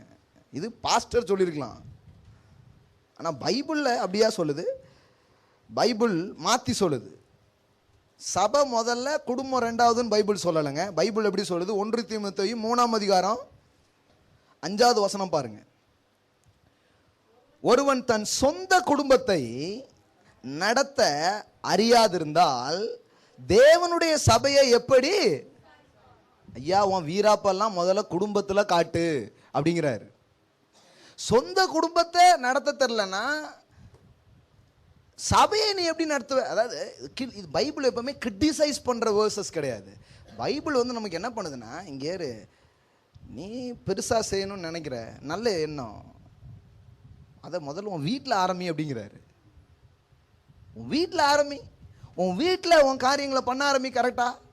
அதுக்கப்புறம் வீட்டிலலாம் இப்போ நல்லா பண்ண முடியுதுங்க, கொஞ்சம் டைம்லாம் இருக்குதுங்க, இன்னும் 2 பேர் வாழ்க்கையில் காட்டுற அளவுக்கு எனக்கு டைம் இருக்குதுங்க, சர்ச்சில் ஏதாவது செய்கிறது அளவுக்கு எனக்கு நேரம் இருக்குன்னா கம் வந்து பண்ணு அப்படிங்கிறாரு. அப்போ எங்கே தான் ஸ்டார்ட் பண்ண சொல்கிறாரு? வீட்டில் பண்ணுறையோ பண்ணலையோ சர்ச்சில் பண்ண அப்படி போடல, சர்ச்சில் பண்ணுறையோ பண்ணலையோ வீட்டில் பண்ணுன்னு பைபிளில் போட்டிருக்குதுங்க. இது சொல்லி கொடுக்குது தான் சர்ச்சு. ஹல்லேலூயா. சர்ச்சில் இதை சொல்லி கொடுக்காதனால தான் நிறைய சர்ச்சை. இப்ப பாருங்க, 3ஆம் அதிகாரம் 4வது வசனம். தன் சொந்த குடும்பத்தை நன்றாய், ஹலோ எப்படி போட்டிருக்கு, தன் சொந்த குடும்பத்தை எல்லாம் சொல்லுங்க. நன்றாய் நடத்துகிறவனும் தன் பிள்ளைகளை சகல நல் ஒழுக்கம் உள்ளவர்களாக கீழ்ப்படிய பண்ணுகிறவனுமாய். இவங்களை சபையில எல்டரா, மூப்பரா, லீடரா சூஸ் பண்ணு அப்படின்னு சொல்றாரு. அவன் வீட்டு கதைக்கே போராட்டு இருந்தானா முதல்ல அதுல எப்படி நல்லா இருந்தோம்னு சொல்லி கொடு. அதுல நல்லா டெவலப் ஆகி வர்றவனை கூப்பிட்டு சபையில சில பொறுப்புகள்ல சில முக்கியமான இடத்துல அவன் என்ன பண்ணு வை. ஏன்னா அவன் ஆல்ரெடி கொஞ்சம் வின் பண்ணிட்டான். ஏன்னா வீட்டில் வின் பண்றது பெரிய வின்னர் பாருங்க.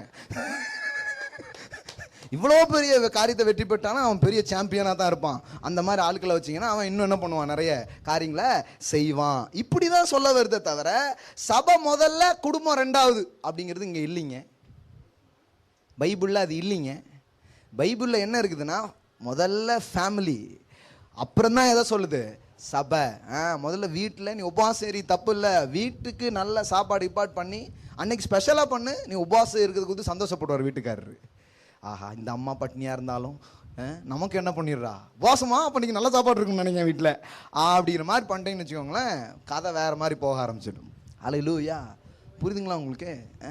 ஆனால் நிறைய நேரத்தில் அப்படி இல்லை பாருங்க. வேற மாதிரி சொல்லி மிதின்னு மிதிச்சு அவன் அடின்னு அடிச்சு குத்துன்னு குத்தி கடைசியில் பார்த்தா இந்த கணவர் உனக்கு ஏற்ற துணை அல்ல அப்படின்றது பாருங்க.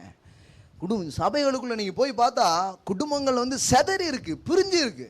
ஒன்றும் பையன் இருப்பான், அப்பா இருக்க மாட்டார், அம்மா இருக்கும், ஐயோ இருக்க ஏதாவது ஒன்று இருக்காது பாருங்க. எல்லாம் அப்படி தனியாக தான் வந்து நிற்பாங்க. நானும் என் வீட்டாருமாய் ஒன்றாய் கர்த்தரையே சேவிப்போங்கிறது சான்ஸே இல்லாத ஒரு காரியமாயிடுது பாருங்க. ஒன்றாய், அப்போ ஒன்றாய் சேவிக்கும் ஒரு நிலையை அடைய முடியுமே. நானும் நீ கர்த்தராகிய இயேசுவை விசுவாசி, அப்பொழுது நீயும். விசுவாசம் உன் வீட்டுக்குள்ளேயே ஒரு பெரிய ரட்சிப்பையும் மாற்றத்தையும் கொண்டு வரதா மாற முடியும்னு வேதவசனம் சொல்லுது பாருங்க. ஆமென். அப்ப இதுதான் காரியம். இப்ப இதுக்கு எதிராக பைபிள் பேசல, உறவுகளுக்கு எதிராக பேசல, உறவுகளை ஆதரித்தும் அதை கட்டும்படியாக தான் வேதவசனம் என்ன பண்ணிட்டே இருக்குது, பேசிட்டே இருக்குது. இப்போ இந்த விளக்கம்லாம் வெளியில் உள்ளவனுக்கு தேவையில்ல பாருங்க. ஏன்னா வெளியில் உள்ளவன் இதன் அடிப்படையில் எதையும் அவன் நம்ப ஆரம்பிக்கல. ஆனால் நமக்கு ஏன் இதன் அடிப்படையில் இவ்வளோ விளக்கம் தேவைப்படுது? நம்ம இதை அடிப்படையாக வச்சே உறவுகளுக்கு எதிரான எண்ணங்களை நமக்குள்ளே கொண்டு வந்துட்டோம். ஒரு நாளும் பாஸ்டர் என்ன சொன்னாருன்னு கேட்டோமே தவிர பைபிள் என்ன போட்டிருக்குன்னு பார்த்ததே கிடையாது. நிறைய பேருக்கு பாஸ்டர்லாம் இருக்கு, பைபிள்லாம் இருக்கட்டுங்க, எங்க பாஸ்டர் என்ன சொன்னாங்க தெரியுமா அப்படிங்கிறது பெருசாகி போச்சு பாருங்க. பாஸ்டரா? எந்த பாஸ்டர்? பாஸ்டர் இல்லைங்க பைபிள். இதை ஒரு பாஸ்டரா சொல்லுவேன்.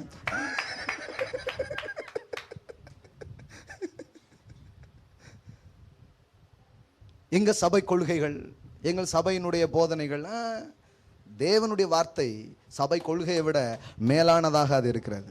ஆமென். இந்த இடத்துக்கு நம்ம வரணும், இது நம்ம பார்க்கணும் பாருங்க. இன்னும் இந்த தீமோத்தேயுல பாருங்க இன்னொரு அற்புதமான வசனம் இருக்கு பாருங்க, உறவுகளை பற்றி. 1 தீமோத்தேயு 5ஆம் அதிகாரம் 8வது வசனம் பாருங்க. 1 தீமோத்தேயு 5. ஒரு அம்மா இதே மாதிரி வேலையை பண்ணிட்டு அலையுது. அந்த அம்மாவுக்காகவே இந்த அதிகாரத்தை எழுத ஆரம்பிச்சிட்டாரு பாருங்க. எந்த மாதிரி அம்மா பாருங்க. முதல்ல அந்த வசனத்தை வாசித்துட்டு அந்த பின்னணியை நான் உங்களுக்கு வாசிக்கிறேன். 8வது வசனம் பாருங்க. ஒருவன் தன் எந்த குடும்பங்க, பைபிள் எப்பவுமே இந்த சொந்தங்கிறது ரொம்ப முக்கியம். சொந்த மனைவினிடத்தில் அன்பு கூற கடவன், சொந்த புருஷனிடத்தில் அன்பு கூற கடவன்ங்கிறதுலாம் ரொம்ப முக்கியம். ஏன்னா மற்ற குடும்பத்துக்கு எல்லா வேலையும் செய்கிறாங்க நிறைய பேர். ஆனால் அந்த சொந்தங்கிறது தான் நிறைய நேரத்தில் என்ன பண்ண மாட்டுக்கு, வரமாட்டுக்கு. அதனால தான் போட்டிருக்குது, ஒருவன் தன் சொந்த ஜனங்களையும் விசேஷமாக தன் வீட்டாரையும் விசாரியாமல் போனால் அவன் விசுவாசத்தை மறுதலித்தவனும் அவிசுவாசிகளிலும் கெட்டவனுமாய் இருப்பான். எப்படி போட்டிருக்கு பாருங்க. அவிசுவாசியிலையும் அவன் யாரா இருப்பானா, கெட்டவனா இருப்பான் அப்படின்னு போட்டு பாருங்க. இது ஏன் அப்படி சொல்லியிருக்குது அப்படின்னா, அங்க நீங்க பாருங்க 1வது வசனத்திலிருந்து பாருங்க. முதிர் வயது உள்ளவனை கடிந்து கொள்ளாமல் அவனை தகப்பனை போலவும் பாலிய புருஷரை சகோதரர் போலவும், அதாவது ஒவ்வொரு உறவினர் ஆளையும் ஒவ்வொரு விதமாக டீல் பண்ண வேண்டியது இருக்கு. ஒரு முதியவர்கிட்ட எப்படி பேசணும், ஒரு இளைஞர்கிட்ட எப்படி பேசணும், இதெல்லாம் பைபிள் சொல்லி தருது பாருங்க. நிறைய பேர் இதெல்லாம் பைபிள் என்னத்தை சொல்லுதுங்கிறாங்க. இதுதாங்க பைபிள்.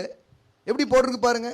முதிர் வயது உள்ளவங்களை என்ன பண்ணாம கடிந்து கொள்ளாமல் அவனை தகப்பனை போலவும் பாலிய புருஷரை சகோதரரை போலவும், முதிர் வயதுள்ள ஸ்திரீகளை தாயை போலவும், பாலிய ஸ்திரீகளை எல்லா கற்புடன் சகோதரிகளை போலவும் பாவித்து புத்தி சொல்லு. யார் யார்கிட்ட எப்படி பேசணும், எந்தெந்த உறவுகளில் எப்படிப்பட்ட வார்த்தைகளை உபயோகப்படுத்தணுங்கிறத தெரிஞ்சுக்கோ அப்படி சொல்லிட்டு இப்போ சொல்றாரு, உத்தம விதவைகளாகிய விதவைகளை கனம் பண்ணு. விதவையானவளுக்கு பிள்ளையாவது பேரன் பேர்த்திகளாவது இருந்தால், இவங்களுக்கு பிள்ளை பேர பேத்திலாம் இருந்துச்சுன்னா, இவர்கள் முதலாவது, எல்லாம் சொல்லுங்க முதலாவது, சர்ச்சைக்கு ஓடக்கடவர்கள் அப்படி போடல, இவங்க என்ன பண்ணும், முதலாவது தங்கள் சொந்த குடும்பத்தை, எல்லாம் சொல்லுங்க சொந்த குடும்பத்தை தேவ பக்தியாய் விசாரித்து பெற்றார் செய்த நன்மைகளுக்கு பதில் நன்மைகளை செய்ய கற்றுக்கொள்ள கடவர்கள். அது நன்மையாயும் தேவனுக்கு முன்பாக பிரியமாயும் இருக்கிறது. உத்தம விதவையாயிருந்து தனிமையா இருக்கிறவர்கள் தேவனிடத்தில் நம்பிக்கை உள்ளவர்களாய் இரவும் பகலும் வேண்டுதல்களிலும் ஜெபங்களிலும் நிலைத்திருப்பாள். இந்த இடத்துல தான் வருது, சுகபோகமாய் வாழுகிறவள் உயிரோட. என்ன கார் வச்சிருக்கவங்க வீடு வச்சிருக்கவங்களை பத்தி சொல்ல, இந்த மாதிரி பண்ணாம வாழ்றவங்கள தான் என்ன சொல்லியிருக்குது, சுகபோகமா வாழ்றது அப்படின்ட்டு. அதாவது குடும்பங்களில் பொறுப்பற்றவர்களை அப்படி வேதம் வர்ணிக்கிறது. அப்போ திரும்ப திரும்ப பாருங்க, ஹோல் இதுலயும் என்ன வருது, தேவனோடு நீங்கள் நெருங்குவதற்கு குடும்பம் உறவு எதிரானதா? பதில் சொல்லுங்க. எதிரானதா? எதிரானது இல்ல. முதல்ல நம்ம என்ன பண்ணிட்டோம் தெரியுமா, எல்லாமே எதிரானதுன்ட்டோம். உலகம் எதிரானதுன்ட்டோம், பணம் எதிரானதுன்ட்டோம், வேலை எதிரானதுன்ட்டோம், எல்லாமே ஆண்டவர்கிட்ட போறதுக்கு எதெல்லாம் எதிரின்ட்டோம், வேலை எதிரின்ட்டோம். அதனால வேலைக்கு போனதுக்கு விருப்பமே இல்லை. இதை ஞாயிற்றுக்கிழமை தூரம் சொன்னீங்கன்னா அவனுக்கு திங்கக்கிழமை சனிக்கிழமை வரைக்கும் வேலை பார்க்குறானா அவனுக்கு எப்படி இருக்கும், வராத இடத்துக்கு வந்துட்டோமேங்கிற ஃபீலிங் தானே இருக்கும். இந்த மாதிரி ஃபீலிங்கை நம்ம கிரியேட் பண்ணி விட்டுட்டோம். ஞாயிற்றுக்கிழமை பிரசங்கம் பூரா என்ன ஃபீலிங் கிரியேட் பண்ணி விட்டுருக்குது, நீங்கள் உலக பிரகாரமான வேலைகளை செய்து கொண்டிருக்கிறீர்கள் அப்படின்ட்டாங்க. 2 எஜமான்களுக்கு ஊழியம் செய்யக்கூடாது. அந்த தச்சனின் கதையில் டீல் பண்ணியிருக்கிறோம் பாருங்க. 2 எஜமான் என்ன சொல்லுது, எல்லாமே தேவனுக்கு எதிரானது, தேவனுக்கு எதிரானதுன்னே பேசிட்டோம் பாருங்க. பைசா அது தேவனுக்கு எதிரானது, அதனால உன்ட்ட பைசா இருக்கக்கூடாது. எங்கெங்க போட்டிருக்குது? ஏன் இப்படிப்பட்ட வசனங்கள்லாம் வருது அப்படின்னு சொன்னா, தேவன் இருக்க வேண்டிய இடத்தில் இவைகள் இருக்கும் பொழுது அவைகள் தவறானதாய் உங்களை நடத்த ஆரம்பிக்கும். எப்பா உன் உள்ளத்துல இருக்க வேண்டியது தேவன். பணம்ங்கிறது பயன்படுத்துவதற்கு, தேவன் ஆராதிப்பதற்கு. ஹல்லேலூயா. worship God, use money. எல்லாம் சொல்லுங்க, worship God, use money. ஆனா நான் அதை தான் சொல்ல வருது. நம்ம என்ன பண்ணிட்டோம்னா யாருக்கு அதை சொன்னாரு? ஏன்னா நிறைய பேர் தான் என்ன பண்ணிட்டான்னா, அவன் கடவுளை உபயோகப்படுத்திக்கிட்டு பணத்தை கும்பிட்டுக்கிட்டு இருந்தான்.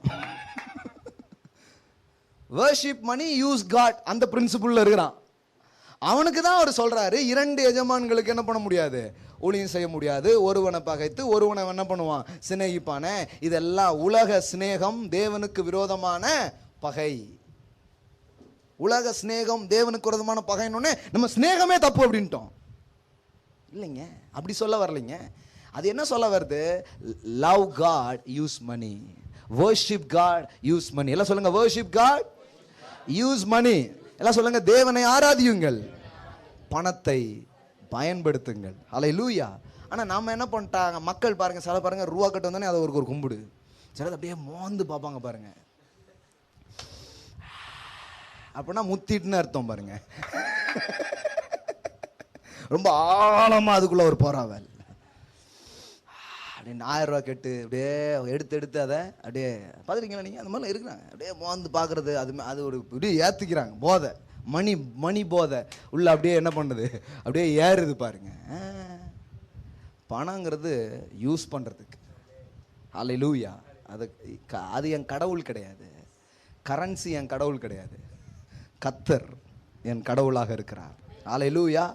இந்த இடத்த மனுஷன் லூஸ் பண்றான். அதனால வேதம் அப்படி பேச வருது. எப்பா நீ இடத்த மாத்திட்டியப்பா, இப்படியா பண்றது, தேவனை ஆராதி, இதெல்லாம் உன்னுடைய உபயோகத்துக்காக வைக்க வேண்டியது. இப்ப இயேசுநாதர்கிட்ட பிசாசு சொல்றான், என்ன சொல்றான், இந்த உலகம் அதனுடைய நிறைவு எல்லாத்தையும் அவன் காமிக்கிறான். காமிச்சிட்டு என்ன சொல்றான் இயேசுகிட்ட, என்ன கும்பிட்டீங்கன்னா உங்களுக்கு நான் என்ன பண்ணிடுறேன், இது எல்லாத்தையும் தந்துடுறேன் அப்படின்னா. அப்போ அவர் சொன்னார், கும்பிடக்கூடியவன் நீ கிடையாது, கும்பிடக்கூடியது இதுவும் கிடையாது, கும்பிடக்கூடியவர் ஒரே ஒருவர், தேவனாகிய கர்த்தர் ஒருவரையே பணிந்து கொண்டு அவர் ஒருவருக்கே ஆராதனை செய்வாயாக என்று எழுதியிருக்கே. ஹலோ, இதெல்லாம் எழுதியிருக்கிறது தெரிஞ்சாதான் இவ்வளோ விவரமா நீங்க வாழ முடியும் பாருங்க. ஆமென். அவரும் எழுதியிருக்கேன்னு அவருக்கு எப்படி தெரியும்? நான் தான் படிச்சிருக்கேனே பாரு. வேத வாக்கியம் சொல்லதை நீங்கள் வாசிக்கவில்லையா அப்படின்னு இயேசு திரும்ப திரும்ப கேட்கிறாரு. ஏன்னா அவர் வாசித்திருக்காரு, கேட்டிருக்காரு, வினவி இருக்கிறார், கேள்வி கேட்டு இருக்கிறார். 13 வயசுல அந்த வேலையை ஆரம்பிச்சிட்டாரு. அதனாலதான் ஒரு டீனேஜரா இருப்பீங்கன்னா அப்பமே இந்த மாதிரி தேவனுடைய ஐடியா என்ன, தேவனுடைய வார்த்தை என்ன சொல்லுது, ஒவ்வொரு காரியத்தை பற்றி நீங்க படிக்கிறதுக்கு சரியான தருணம் உங்க 13 வயசு. அதுதான் பாருங்க. ஆமென். அப்பமே ஆரம்பிச்சிடணும், அப்பமே ஸ்டார்ட் பண்ணிடணும். நிறைய பேர் அது பண்றது இல்லை பாருங்க. நிறைய பேர் இந்த தேவனை குறித்த அறிவை பெறதுன்னா எப்படின்னு நினைக்கிறாங்க, அது அப்படியே ஓடி ஆடி சாடி எல்லாம் முடிச்சு அப்படியே சர்ச்சு பக்கத்தில் ஒரு வீட்டை பார்த்துட்டு அப்படியே சர்ச்சுக்குள்ளே போய் அப்படியே படாருன்னு பரலவுக்கு போயிடலாம் அப்படின்னு வச்சுட்டாங்க பாருங்க. அது ஒரு ஷார்ட்கட் மாதிரி. வாழ்க்கையை தொலைச்சிருப்பீங்க நீங்க, வாழ்க்கையை முழுமையா வாழாமல் போயிருப்பீங்க. இல்ல 13 வயசுல அவர் ஆரம்பிச்சிட்டாரு. அவர் எல்லா காரியமும் அவருக்கு வழங்க ஆரம்பிச்சிடுச்சு. விசாரிக்க ஆரம்பிக்கிறாரு, கேள்வி கேட்கிறாரு. திருவிழாவுக்கு போன இயேசு காணாம போயிட்டாரு. இவங்க சொந்தக்காரங்க கூட இருப்பார் போல அப்படின்னு நினைச்சுக்கிட்டாங்க. யார? ஜீசஸ. டீனேஜ் பாய், 13 வயசு பையன் இயேசு. கடைசியில் பார்த்தா எதுவும் பிபி வாங்கிக்கிட்டு துப்பாக்கி வாங்கிட்டு நிப்பாருன்னு பார்த்தா அந்த கடையிலையும் அவர் இல்லை.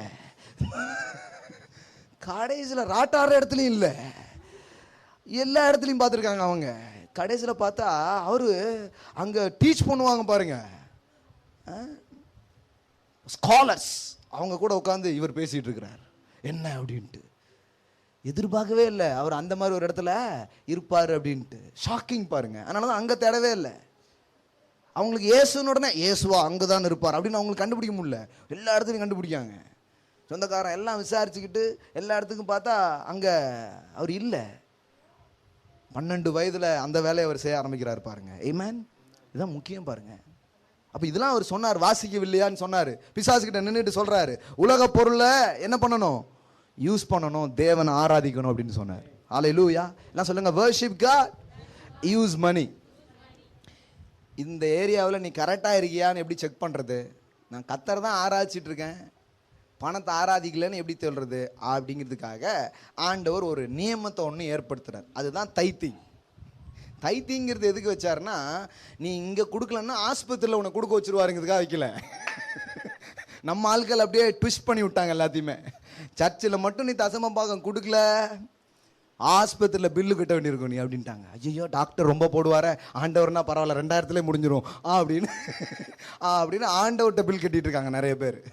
அப்பவுமே நோக்கம் அங்கே போயிடுச்சு பாருங்க. இது பில் கட்டுற வேலை இல்லை. இது என்னன்னா, I show up my heart. தைத்திங் என்ன காமிக்குதுன்னு சொன்னா, தேவனே இவைகள் அல்ல என் ஆதாரம், என் ஆதாரம் நீர் என்பதை நான் செலுத்துவதன் மூலம் நான் காண்பிக்கிறேன். ஹல்லேலூயா. செலுத்தாத போது நான் என்ன நினைக்கிறேன்னா, இதை உண்டாக்குனது நானே உண்டாக்குனேன், நானே திங்க போறேன் போ அப்படின்னு ஆயிடுச்சு.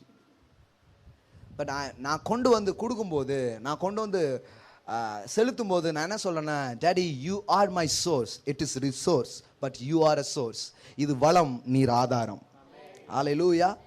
நீர் வளம் அல்ல, நீர் யார்? ஆதாரம். சொல்லுங்க, தேவன் ஆதாரம், பொருட்கள் வளங்களாக இருக்கிறது.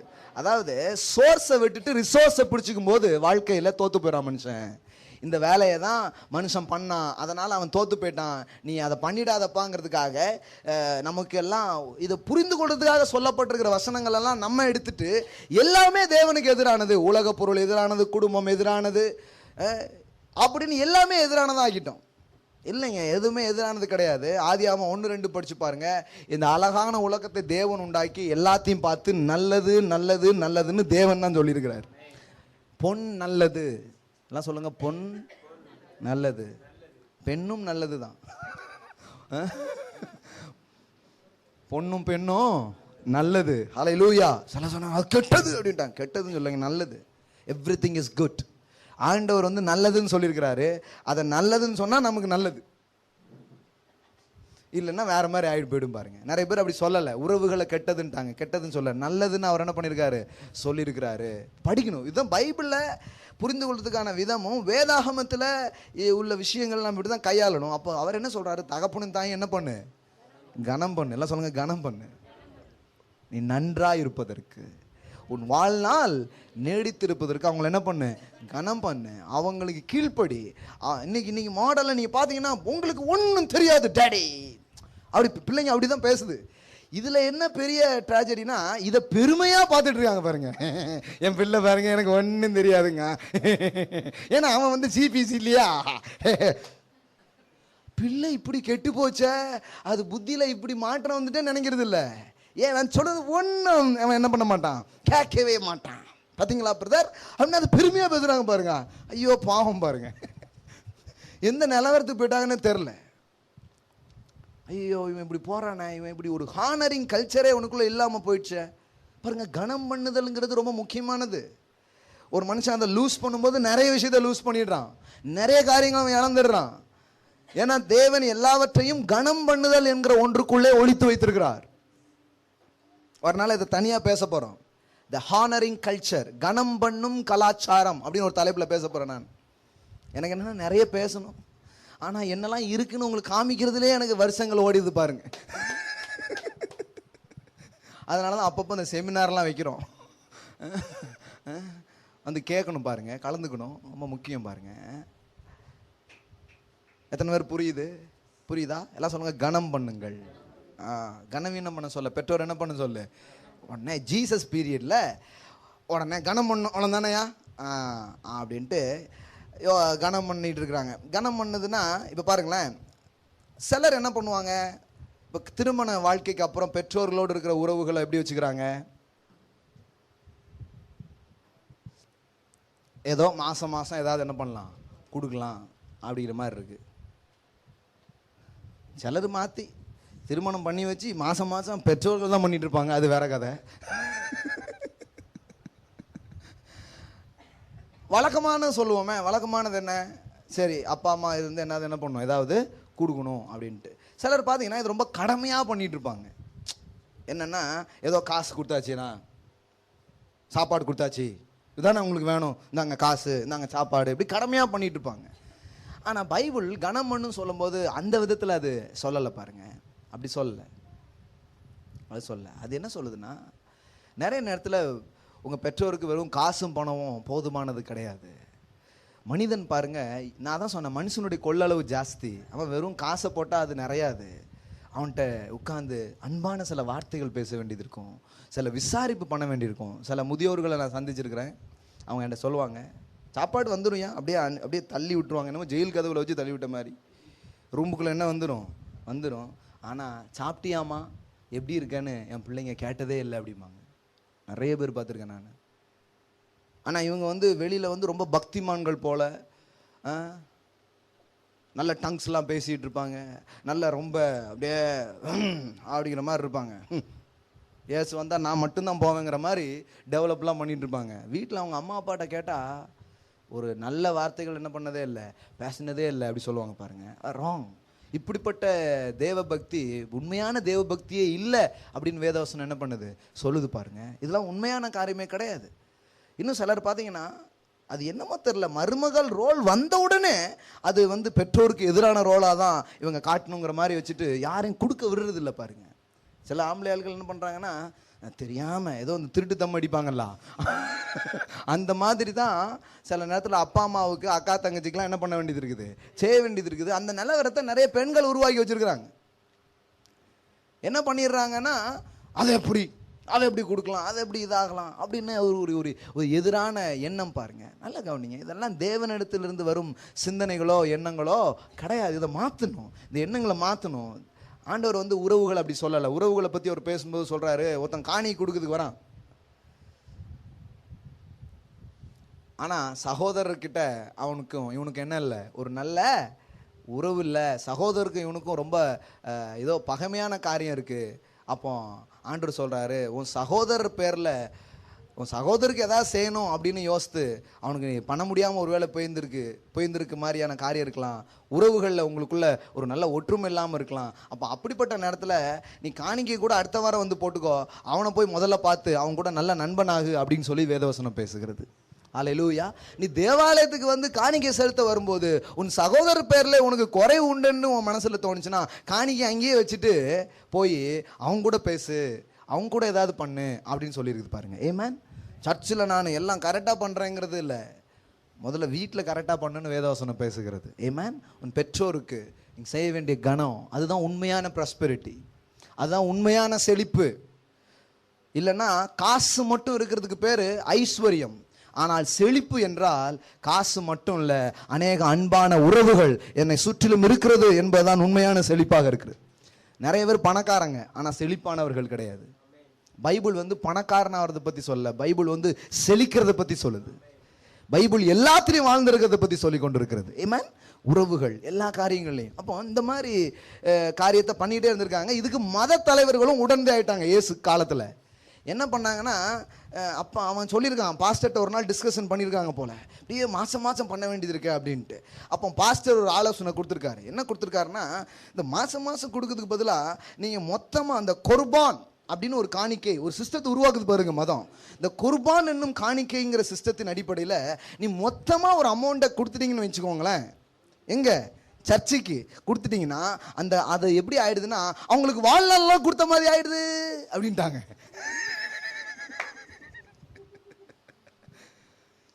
இதையும் நம்பி ஒரு கும்பல் வேலை பண்ணியிருக்கு பாருங்க.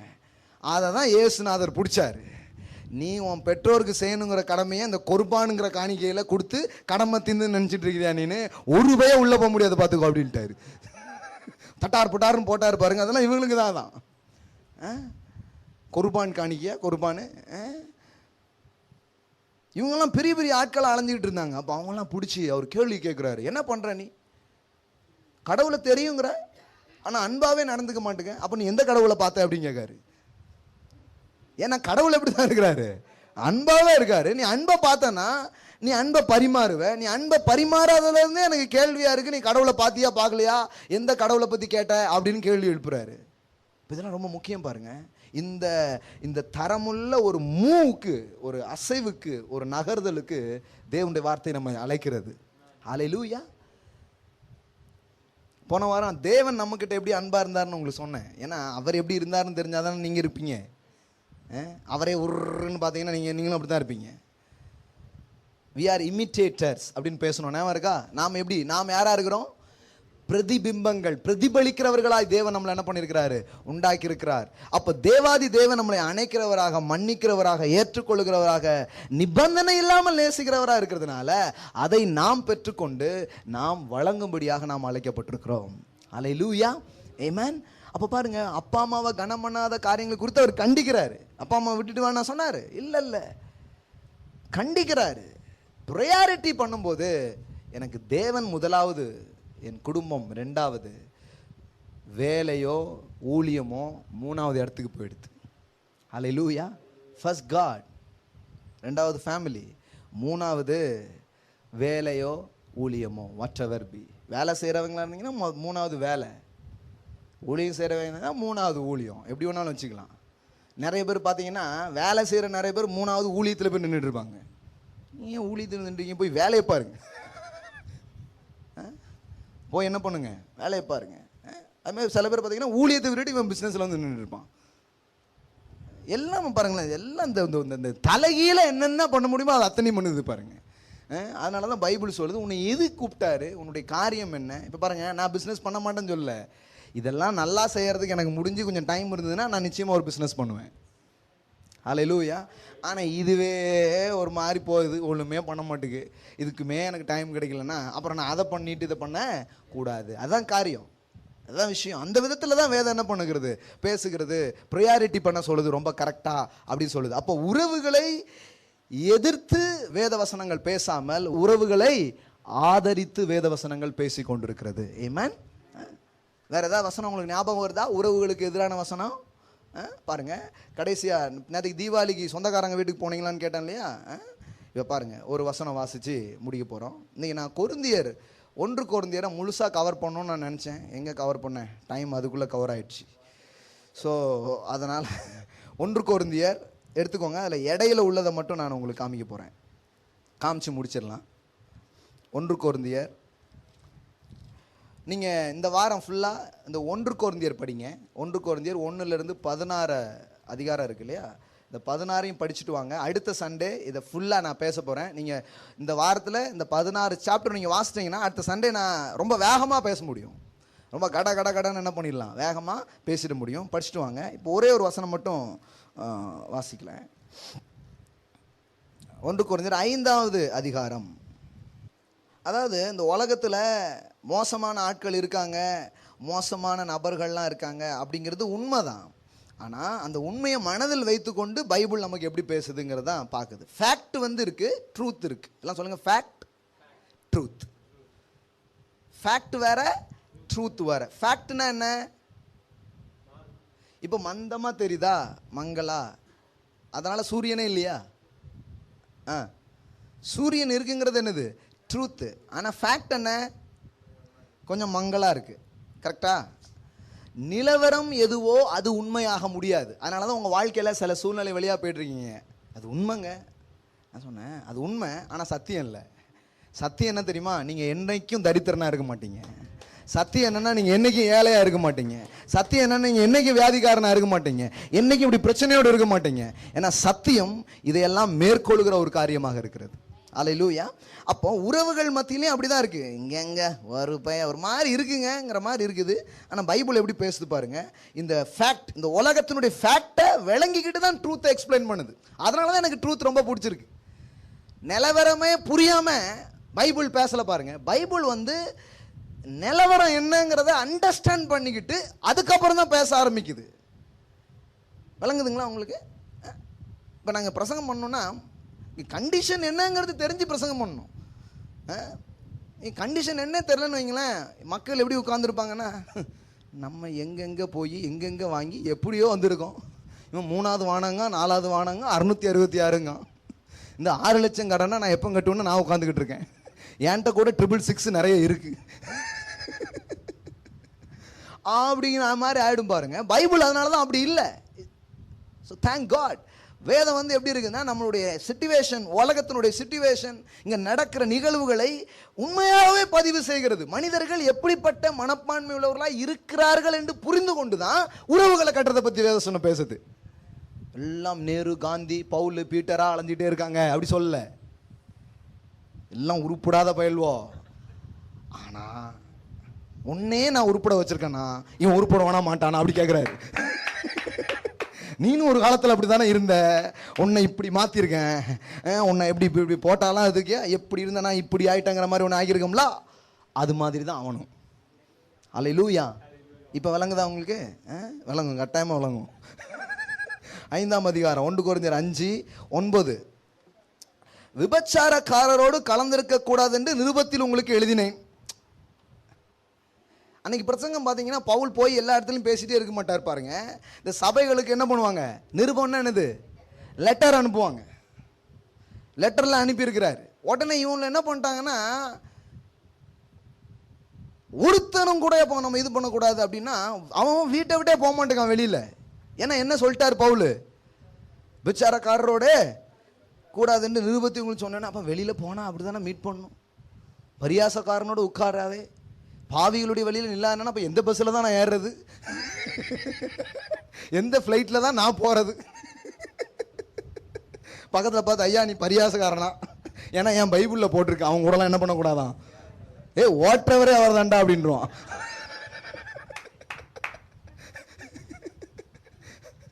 புரியுதுங்களா? ஆனால் இயேசு உட்கார்ந்த ஆள் பூரா அந்த மாதிரி ஆள் தான். அப்போ என்ன பண்ணணும், சங்கீதம் 1 மாற்றி படிக்கணும். ஹலோ, இயேசு சங்கீதம் 1 மாற்றிட்டாரு. அவர் பாவிகளோட தான் உட்கார்ந்தாரு, பாவிகளோட தான் சாப்பிட்டாரு. நீங்கள் இயேசுவே குற்றம் சாட்ட முடியும் சங்கீதம் 1 வச்சு. என்ன சொல்ல முடியும், இயேசு என்ன பண்ணல, சங்கீதம் 1 கீழ்ப்படியலை. ஏன்னா பாவிகளோடு உட்காராதே, துன்மார்க்கனோடு உட்காராதே. அவர் உட்கார்ந்த பூரா தான். ஒரு அம்மா வந்து தொடுதா அவனுக்கு டென்ஷன் ஆயிட்டான். இவர் தீர்க்கதரிசியா இல்லையா, ப்ராஃபட்டா இல்லை அவர் கவுண்ட் அவுட் ஆகி போச்சு. ஏன்னா அவ யாருன்னு ஊருக்கே தெரியுது, அவனுக்கும் தெரியுது. ஏன்னா அவனும் அந்த மாதிரி போயிட்டு வந்திருக்கான், அதனால தெரியுது. ஆனா இவர் வந்து எப்படி இவளை அனுமதிக்கிறா அப்படின்னு இவருக்கு என்ன ஆகுது, டென்ஷன் ஆகுது. ஏசு அவன் சிந்திக்கிறதை அறிந்து சீமோனே அப்படின்னு கதை சொல்ல ஆரம்பிச்சிட்டாரு. ஏன்னா அவன் என்ன என்றான் இவர் எண்ணி அதுக்கு என்ன பண்றாரு, விளக்கம் கொடுக்குறாரு. அப்ப சங்கீதம் 1 ஏசு கிட்ட நீங்க கொண்டு போனீங்கன்னா மேட்ச் ஆகாது. இப்ப இயேசுவை வச்சு சங்கீதம் 1 மாத்தி பார்க்கணும். புரியுதா புரியலையா? அதனாலதான் பைபிளை வச்சு இயேசுவை படிக்க கூடாது, இயேசுவை வச்சு பைபிளை படிக்கணும்னு சொன்னேன் நான் உங்களுக்கு. Hallelujah. He is the perfect theology. He is the perfect revelation. தியாலஜிங்கிறது இது கிடையாது. இயேசு அதை விட பெரியவர் இதை விட பெரியவர்லாம் சொல்லிட்டே இருக்கோம் இல்லையா? முதல்ல இயேசு வேதாகமத்தை விட பெரியவர் அப்படின்னு உங்களுக்கு தெரியணும். புரியுதுங்களா? அப்போதான் உங்களுடைய இந்த பாக்ஸ்ல இருந்து நீங்க வெளியில வருவீங்க. உங்க தியாலஜி பாக்ஸ்ல இருந்து நீங்க வெளியே வருவீங்களா? வர மாட்டீங்க. அப்போ இங்க பாருங்க, உட்காராதே போகாதேன்னு இவன் எப்படிதான் அப்போ என்னதான் பண்ணுதுன்னு குழம்பிட்டான்ல நிருபங்களை வச்சு. இப்போ பவுல் விளக்கம் கொடுக்குறாரு பாருங்க, என்ன விளக்கம் கொடுக்குறாரு பாருங்க. 10வது கலந்திருக்க கூடாது என்று நிருபத்தில் உங்களுக்கு எழுதினேன், ஆனாலும் எப்படி வருது பாருங்க, ஆனாலும் இவ்வுலகத்தில் உள்ள விபச்சாரக்காரர், பொருளாசைக்காரர், கொள்ளைக்காரர், விக்கிரக ஆராதனைக்காரர் இவர்களோடு எவ்வளவும் கலந்திருக்க கூடாது என்று நான் எழுதவில்லை. அதுக்காக பஸ்லேயே போக முடியாதுன்னா எப்படி, அதுக்காக ஃப்ளைட்லேயே போக முடியாதுன்னா எப்படி, கடையில் ஜாமா கூட வாங்க முடியாதுன்னா எப்படி, ஒன்றுமே பண்ண முடியாது. அப்படியானால் நீங்கள் உலகத்தை விட்டே நீங்கி போக வேண்டியதாக இருக்குமே. எப்பா இப்படி பார்த்தா நீ எங்கே தான் போகணும்? இனி தனியாக அந்த கிரகங்கள்லாம் தனியாக இருக்குது பாருங்க, வீனஸு புளுட்டோஸு, அங்கே எங்கேயாவது கொண்டு தான் விசுவாசிகளுக்கு தனியாக ஒரு சபகபா அமைச்சு நீங்களாம் இங்கே வாழுங்க அப்படின்னு என்ன பண்ணணும், வைக்கணும். உலகத்துக்குள்ள என்ன பண்ண முடியாது, வைக்க முடியாது. உலகத்துக்குள்ள தான் வச்சிருக்கிறாரு. வச்சா கூட நீ இந்த உலகத்துக்கு வெளிச்சம், இந்த பூமிக்கு உப்பு அப்படின்னு சொன்னார் பாருங்க. Hallelujah. But you are the light, you are the salt. ஒரு நாளும் இருள் ஒளியை பாதிப்பதில்லை, நீ ஒளி இருளை பாதி அப்படின்ட்டு. ஹல்லேலூயா. நீ ஏன் ஒதுங்கி போகணும், நீ முன்னாடி போ, அவன் அது தள்ளி போட்டோம் அப்படின்ட்டாரு. கதையை மாத்திட்டாரு பாருங்க.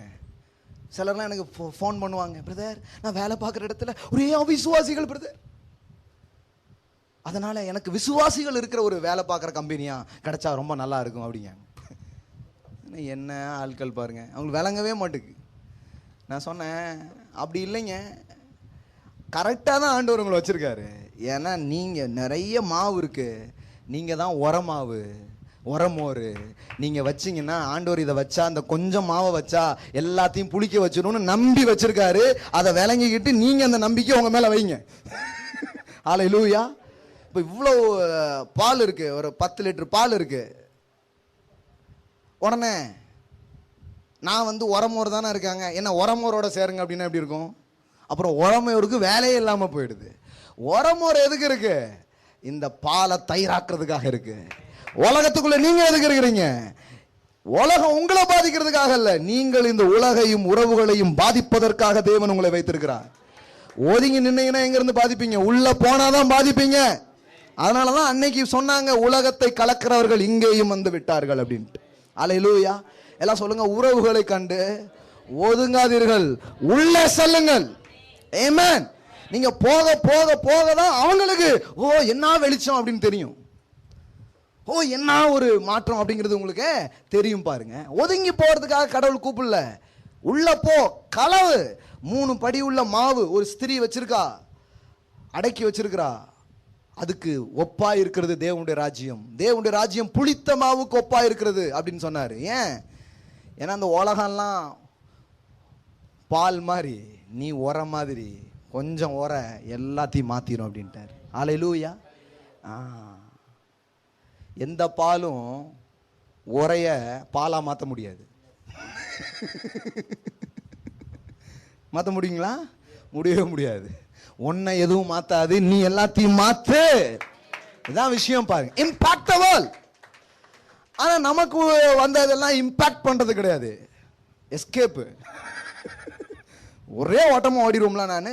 அப்போ பைபிள் எவ்வளோ அழகா சொல்லுது பாருங்க. அப்படின்னா நீ உலகத்தை விட்டே போகணும்ப்பா, நான் அப்படி சொல்ல வரல அப்படிங்கிறத திருப்பி அவர் என்ன பண்றாரு, எக்ஸ்பிளைன் பண்றாரு பாருங்க. இன்னும் ஒரே ஒரு இது காமிச்சு முடிச்சிடுறேன், முக்கியம் பாருங்க.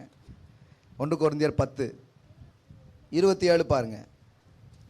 அன்றியும் அவிசுவாசிகளின் ஒருவன் உங்களை விருந்துக்கு அழைக்கும் போது போயிராத அப்படின்னு போட்டிருக்கா? என்ன போட்டிருக்குது? நல்லா பாருங்க, என்ன போட்டிருக்குது பாருங்க. அன்றியும் அவிசுவாசிகளின் ஒருவன் உங்களை கூப்பிடுறது விசுவாசி இல்லை, உங்களை கூப்பிடுறது யாரு? அவிசுவாசி. ஒருவன் உங்களை என்ன பண்றான்? விருந்துக்கு கூப்பிடுறான். அப்போ அழைக்கும் போது போக உங்களுக்கு மனதா இருந்தால் மனசாட்சி நிமித்தம் ஒன்றையும் விசாரியாமல் உங்களுக்கு முன் வைக்கப்படுகிற எதையும், அதில் அதை கலந்துருப்பானோ, இதை மிக்ஸ் பண்ணியிருப்பானோ, இப்படி கும்பிட்டுருப்பானோ, அப்படி பண்ணியிருப்பானோ, இப்படிலாம் போட்டு ரொம்ப உழப்பாம உனக்கு அவன் வைக்கிற ட்ரீட்டை நல்லா என்ன பண்ணு, என்ஜாய் பண்ணு. தீபாவளி பண்டம் ரொம்ப நல்லா இருக்கும், பொங்க சோறு ரொம்ப நல்லா இருக்கும். ஆமென். வெளியில சொன்னீங்கன்னா கல்லறி விழும். எப்படி போடு பைபிள் எப்படியாவது அவன் கூட ஃப்ரெண்ட் ஆகு அப்படின்னு தான் சொல்லுதே தவிர, நம்ம கிறிஸ்தவங்க வீராப்பெல்லாம் எல்லாம் காட்டியிருப்போம். இவன் ஏதாவது கொண்டு வருவான், நாங்கள் அதை சாப்பிட மாட்டோம். எங்க பைபிள், ஆமா பைபிள் இருக்கு, எல்லாத்தையும் பண்ணிட்டாரு, ஒன்று தான் பண்ணலை. மீது எல்லாம் 99, இந்த ஒன்று மட்டும்தான் அவங்க என்ன பண்ணியிருக்காங்க, நாங்கள் அதை திங்க மாட்டோம். அவன் வர்றவனை மூஞ்சி அப்படியே வாட பண்ணி அவனை ஏன் இந்த தெருவகமே வராத மாதிரி பண்ணி விட்டுருவாங்க பாருங்க. அவனுக்கு நீங்கள் கொடுத்தா நாங்கள் வாங்கிக்கிறோமே, நீங்கள் கொடுத்தா நாங்கள் வாங்கிக்கிறோமே, நியாயமாக தான் கேள்வி கேட்கான். நீங்கள் கொடுத்தா நாங்கள் என்ன பண்ணிக்கிறோம், உங்கள் ஏசுநாதர் எங்களுக்கு பிடிச்சிரும்னு நாங்கள் நினைக்க மாட்டேங்கோமே. புரியல. நாம ஏன் எடுத்துக்க போறது இல்லைன்னா, பைபிளில் சொல்லியிருக்கீங்கிறது ஒரு ரீசன்ஸ். இன்னொன்று என்ன, நமக்கு ஒரு பயம். என்ன பயம்னா, ஆத்தாங்க வந்துட்டா என்ன பண்ண, அது அப்படியே நம்மளை தாக்கிட்டுனா என்ன பண்ண. ஒரு பாய்மாரும் நம்ம கொடுக்கறது கொடுத்து இப்படி பயப்படுறது இல்லை. நாம கிறிஸ்துமஸ் கொடுக்குற கேக்க வாங்கி ஒரு இந்துவும் அப்படி என்ன பண்றது இல்லை, பயப்படுறது இல்லை. ஒரு இஸ்லாமியன் பயப்படுறது இல்லை, ஒரு இந்து பயப்படுறது இல்லை. பயப்படுற ஒரே ஆளு கிறிஸ்தவங்க தான். பிடிச்சிக்கிட்டுனா அவன் என்னைக்காவது ஏசுநாதர் பிடிச்சிருப்பான்னு பயப்பட்டுருப்பானா? கிடையவே கிடையாது. ஆனால் நம்ம தான் இந்த வேலையெல்லாம் பண்ண. என்ன ஏன் இது சொல்றேன்னா, சபை இன்னும் தனித்தே தான் இருக்குது. நாங்கள் தனித்து வாசம் பண்ணோம். அது அது அது அந்த அர்த்தத்தில் சொல்லலை. தனித்துங்கிறது யுனிக்னஸ். இப்போ கழுகு அப்படியே உயரத்தில் பறக்கும், அது காக்கா கிடையாது. அது என்னது, கழுகு. அப்படின்னா என்னன்னா, அது ஒரு யுனிக்னஸ். அதுக்கு ஒரு ஒரு ஒரு ஒரு மேலான இது இருக்கு. அதுக்காக சொல்லியிருக்கு. அவன் தனித்து வாசம் பண்ணுவான்னு அர்த்தம். ஒரு பய கூட சேரமாட்டான் அப்படின்னு அர்த்தம் கிடையாது. அவனுக்குன்னு ஒரு ஸ்பெஷாலிட்டி இருக்கு, அவனுக்குன்னு ஒரு தனித்துவம் இருக்கு. அந்த ரீதியில் தான் அது என்ன பண்ணுது, சொல்லுது பாருங்க. அப்போ இங்கே என்ன சொல்ல வராரு, முன்னாடி வைக்கிறான்னா போட்டு இப்படிலாம் இது பண்ணாதப்பா, நான் என்ன பண்ணு, நல்லா சாப்பிடு. இப்போ கவனிங்க, சில ப்ராக்டிக்கல் ட்ரூத்தை அவர் அங்கே எக்ஸ்பிளைன் பண்ணுறாரு. சாப்பிடு. இப்போ அவிசுவாசி கொடுக்குறதே நான் சாப்பிடவே மாட்டேங்கிறதான் உன் கொள்கையாக இருக்கும்னா, இப்போ நீ சரவணா ஸ்டோருக்கு எப்படி போவ அப்படின்னு கேட்குறாரு. ஆர்எம்கேவிக்கு எப்படி போவ, ஆனந்த பவனுக்கு. அவங்க இந்த மாதிரி ஆட்கள்லாம் நல்ல நல்ல தான் வச்சுருக்காங்க. நம்ம ஆள்கள்கிட்ட என்ன இருக்குன்னு கேட்டால், இருக்கு ஒரு கொஞ்சம் கடன் இருக்கு, வரும்னு நினைக்க ஓடி போயிடலான்ட்டு. கடல்ல இருந்து தப்பிக்கிறதுக்கு கத்தர் வருவாரா பிரதர் அப்படின்னு கேட்டுட்டு உட்கார்ந்துட்டு இருக்கோம். இங்க பாருங்க, அதுக்கு அவர் எப்படி சொல்றாரு பாருங்க. 25வது வசனம் பாருங்க. கடையிலே விற்கப்படுகிற எதையும் ஆனந்த பவன்ல சாப்பிடுங்கப்பா, தப்பு இல்லை, வாங்கி என்ன பண்ணுங்க, புசியுங்கள். மனசாட்சி நிமித்தம் நீங்கள் ஒன்றையும், பூமியும் அது நிறைவும் என்ன பண்றது, அவன் தான் வச்சிருக்கான், உன்கிட்ட இல்லை. பூமியும் அது நிறைவும் கர்த்தருடையதான். ஆனா அது யாருக்கிட்ட இருக்கான், பைபிள் பாருங்க கரெக்டா சொல்லுது, அவன் தான் வச்சிருக்கான். அவன் தான் கடை பிசினஸ்லாம் வச்சு நடத்துறான். விசுவாசிகள்லாம் பண்றது இல்லை பாருங்க. அதனாலதான் அப்படி போட்டிருக்கு, கடையில் விற்கப்படும். ஏன் விசுவாசிகள்லாம் வச்சிருந்தா அப்படி இருக்கும், அது போடல, விற்கிறது இல்லை. நம்ம வாங்குறவர்களாக தான் இருக்கோம், விற்கிறவங்களாம் மாறல பாருங்க. மாறணும், கர்த்தர் அதை விரும்புகிறார். கடைத்தரில் விற்கப்படுறதுலாம் அப்போ நீ சாப்பிடவே முடியாதுங்கிறாரு. ஏன்னா அவன் அப்படி காலையில் இருந்து இப்படி அரிசி மூட்டைலாம் பாருங்க இப்படியே சுற்றுவான். நீங்கன்னா அப்போ அரிசி வாங்கவே முடியாது. நீங்க சொல்லுங்க பாப்போம், நான் சுத்தாத கடை தான் வாங்க. நீங்க சுத்திட்டே இருக்கணும், ஒரு கடை இருக்காது. இதுல என்னன்னா, நிறைய கிறிஸ்டியன் ஆட்களும் இவன் சுத்துறதுனால தான் விற்கணும், நம்மளும் சுத்தணும், அவனும் சுத்திக்கிட்டு இருக்கான். அதனால நீங்க சுத்தாத கிறிஸ்தவனையும் பார்க்க முடியாது. அவனும் லாபம் கிபம்னு எழுதி போட்டு இவனை தான் அவன் ஃபாலோ பண்ணிக்கிட்டு இருக்கான். இவனுக்கு இதை எப்படி ஆசீர்வதிக்கணுங்கிறது அவனுக்கும் தெரியாது பாருங்க. அதனால் நீங்கள் சுற்றிட்டான்னு வாங்கலன்னா நீங்கள் வாங்கவே முடியாது. காய்கறி வாங்க முடியாது. நீங்கள் காய்கறி மாட்டி போனீங்கன்னா அங்கே வாழை பழத்திலே குத்தி வச்சுருப்பான் 2 அப்படின்ட்டு. எங்கே வாங்குவீங்க, எதை வாங்குவீங்க? ஒன்றுமே வாங்க முடியாது. பைபிள் பாருங்க நம்ம நிலவரத்தை ரொம்ப கரெக்டாக எக்ஸ்பிளைன் பண்ணுது. இப்படி தான் இருக்குதுப்பா தம்பி, இப்படிப்பட்ட உலகத்தில் தான் நீ இருக்க. கூப்பிட்டாம்னா சந்தோஷமா விருந்துக்கு போ, நல்லா சாப்பிடு, என்ஜாய் பண்ணு. பூமி மது நிறைவு யாருடையதா இருக்குது? கர்த்தருடையதா இருக்குது. ஸ்தோத்திரத்தோட புசி. ஆமென். நேற்றுக்கு போயிருந்தேன் எங்கள் சொந்தக்காரங்க வீட்டுக்கு. சிக்கன் மட்டன் எல்லாம் குழம்பு வச்சுருந்தாங்க தீபாவளிக்கு. அவங்களோட தீபாவளி செலிப்ரேட் பண்ணிட்டு தான் நாங்கள் வந்துருக்குறோம். அல்லேலூயா, பிரைஸ் காட். அவங்க எல்லாத்தையும் வச்சாங்க, நாங்கள் உட்காந்தோம். நாங்கள் எல்லாரும் உட்காந்து ஒன்று தான் சொன்னேன், இயேசுவே ஸ்தோத்திரம் அப்படின்னு. அப்படி பார்த்தாங்க. அவங்களுக்கு தெரியுது, ரைட்டு, பூமி மது நிறைவும் கர்த்தருடையது. ஆமென். இதெல்லாம் பிரச்சனையே கிடையாதுங்க. It's nothing. நாங்கள் இதை பிளஸ் பண்ணுறோம், நாங்கள் இதை ஆசீர்வதிக்கிறோம். ஆமென். அல்லேலூயா. பைபிள் எப்படி சொல்லுது? சாவுக்கு ஏதுவானதை நீ சாப்பிட்டா கூட உன்னை சேதப்படுத்தாதுன்னு போட்டிருக்குதே. விசுவாசத்தை அங்கே அப்படி யூஸ் பண்ணுங்களா பார்ப்போம். அப்படி பண்ணுறதே கிடையாது. இதுதான் பண்ணிட்டு இருக்கோம். இப்போ இப்படி தான் அங்கே சொல்ல வருது. ஸோ வரும் வாரங்கள் இன்னும் இதை பற்றி ஆழமாக என்ன பண்ண போகிறோம், நிறைய பேச போகிறோம். நிறைய கொஸ்டின்ஸ் இருக்குது, இதுக்கெல்லாம் பதில் சொல்ல போகிறோம். ஆமென். இப்போ போதும், எல்லோரும் எழுந்து நிற்கலாம். அல்லேலூயா. ஃபுல் மீல்ஸாக இருக்கா? Price God. பைபிள் பாருங்கள் எவ்வளோ அற்புதமான ஒரு புத்தகம். இந்த 1 கொரிந்தியரை எடுத்து ஃபுல்லாக வாசிங்க இந்த வாரங்களில். நீங்களே வாசித்து ஒவ்வொரு சாப்டருக்கும் ஒரு டைட்டில் போடுங்க. நீங்கள் எவ்வளோ கரெக்டாக வாசித்தீங்கன்னு நான் அடுத்த வாரம் சொல்கிறேன். அப்படிங்க ஒரு வாரத்தில் சொல்ல முடியும்னா, நான் இன்னைக்கு காலைல தான் உட்காந்து சும்மா வாசித்தேன். 2 சாப்டர் வாசித்ததுக்கப்புறம் என்னால் வாசிக்க முடியல. முன்னாடி போய் வாசித்தேன், பின்னாடி போய் வாசித்தேன். இந்த ஸ்வீட் சாப்பிடாம பாருங்கள், இங்கே கடிச்சு அங்கே கடிச்சு, அப்படி தான் எனக்கு பைபிள் இருந்துச்சு. இன்னைக்கு மார்னிங்கே 16 சாப்டர் வாசித்துருக்கிறேன் நான் உட்காந்து. இன்னைக்கு காலையிலே உட்காந்தா ஒவ்வொன்றுக்கும் ஒரே லைன் தான் ஆண்டவர் போட்டார் பாருங்க. அதுதான் அடுத்த வாரம் பேச போகிறேன். ஒரு லைன் தான். ஒரு லைன் போட்டிங்கன்னா 1 கொரிந்தியர் முடிஞ்சு போச்சு. நீங்கள் எவ்வளோ பேர் கண்டுபிடிக்கிறீங்கன்னு பார்க்கலாம். அடுத்த வாரம் படிச்சுட்டு வாங்க. கர்த்தர் நல்லவர். ஆமென். உறவுகளுக்கு எதிராக தேவனோ வேதாகமோ வேதத்தின் போதனையோ இல்லை. உறவுகளுக்கு ஆதரவாக அது இருக்கிறது. அதில் ஏதாவது காயம் இருப்பினும் அதை கட்டவும், ஏதாவது பிரச்சனை இருக்குன்னா கூட அதை சீர்படுத்தவும், இன்னும் நல்லா போகிறதுக்கும் அவர் உங்களுக்கு உதவி செய்வார். நீங்கள் உறவுகளின் பக்கம் நிற்பீர்கள் என்றால் தேவன் உங்கள் பட்சமாய் நிற்பார். அதை கட்டுவதற்கு அவர் உங்களுக்கு உதவி செய்வார். அதில் இருக்கிற காயங்களிலிருந்து மாறுவதற்கு உங்களுக்கு உதவி செய்தார். உன் குடும்பங்களில் ஒற்றுமைகளை அவர் அருளுவார், சமாதானத்தை அவர் அருளுவார். உன் அலங்கத்துக்குள்ளே சுகமும் உன் அரண்மனைக்குள்ளே சமாதானமும் இருக்கும் என்று அவர் சொல்லியிருக்கிறார். அல்லேலூயா. ஆண்டவரை நோக்கி பார்ப்போம். Thank you father. Daddy we praise you. Daddy we praise you. தகப்பனே உம்மை துதிக்கிறோம், உம்மை ஸ்தோத்தரிக்கிறோம். நீர் நல்லவர் சுவாமி. எங்களுடைய வாழ்வை விரும்புகிற தேவன் சுவாமி. நாங்கள் நல்லா இருக்கணும்னு எங்களை குறித்து நினைக்கிற தேவன். பெற்றோர்களை நாங்கள் கனம் பண்ணுவது, உறவுகளை மதிப்பது, எல்லா காரியங்களை குறித்து உங்களுடைய வார்த்தைகளில் நாங்கள் படித்தோம். அந்த வார்த்தையிலிருந்து உங்களுடைய அந்த ஃபங்க்ஷனிங், நாங்கள் எப்படி ஃபங்க்ஷன் ஆகணுங்கிற மெத்தடை நாங்கள் படிச்சுருக்கோம். நாங்கள் மால் ஃபங்க்ஷன் ஆக விரும்புறதில்லை.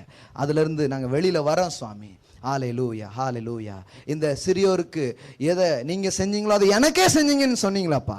ஹல்லேலூயா. எப்படிப்பட்ட அன்பு கர்த்தாவே எல்லா இருதயங்களுக்குள்ளாக பெருகட்டும், ஊற்றெடுக்கட்டும், அது பரவட்டும் என்று சொல்லி நாங்கள் ஜெபிக்கிறோம். கர்த்தர் அப்படி செய்வதற்காக நன்றி. இயேசுவின் நாமத்தில் பிதாவே. Amen, amen. Praise God. Hallelujah. ஆமென்.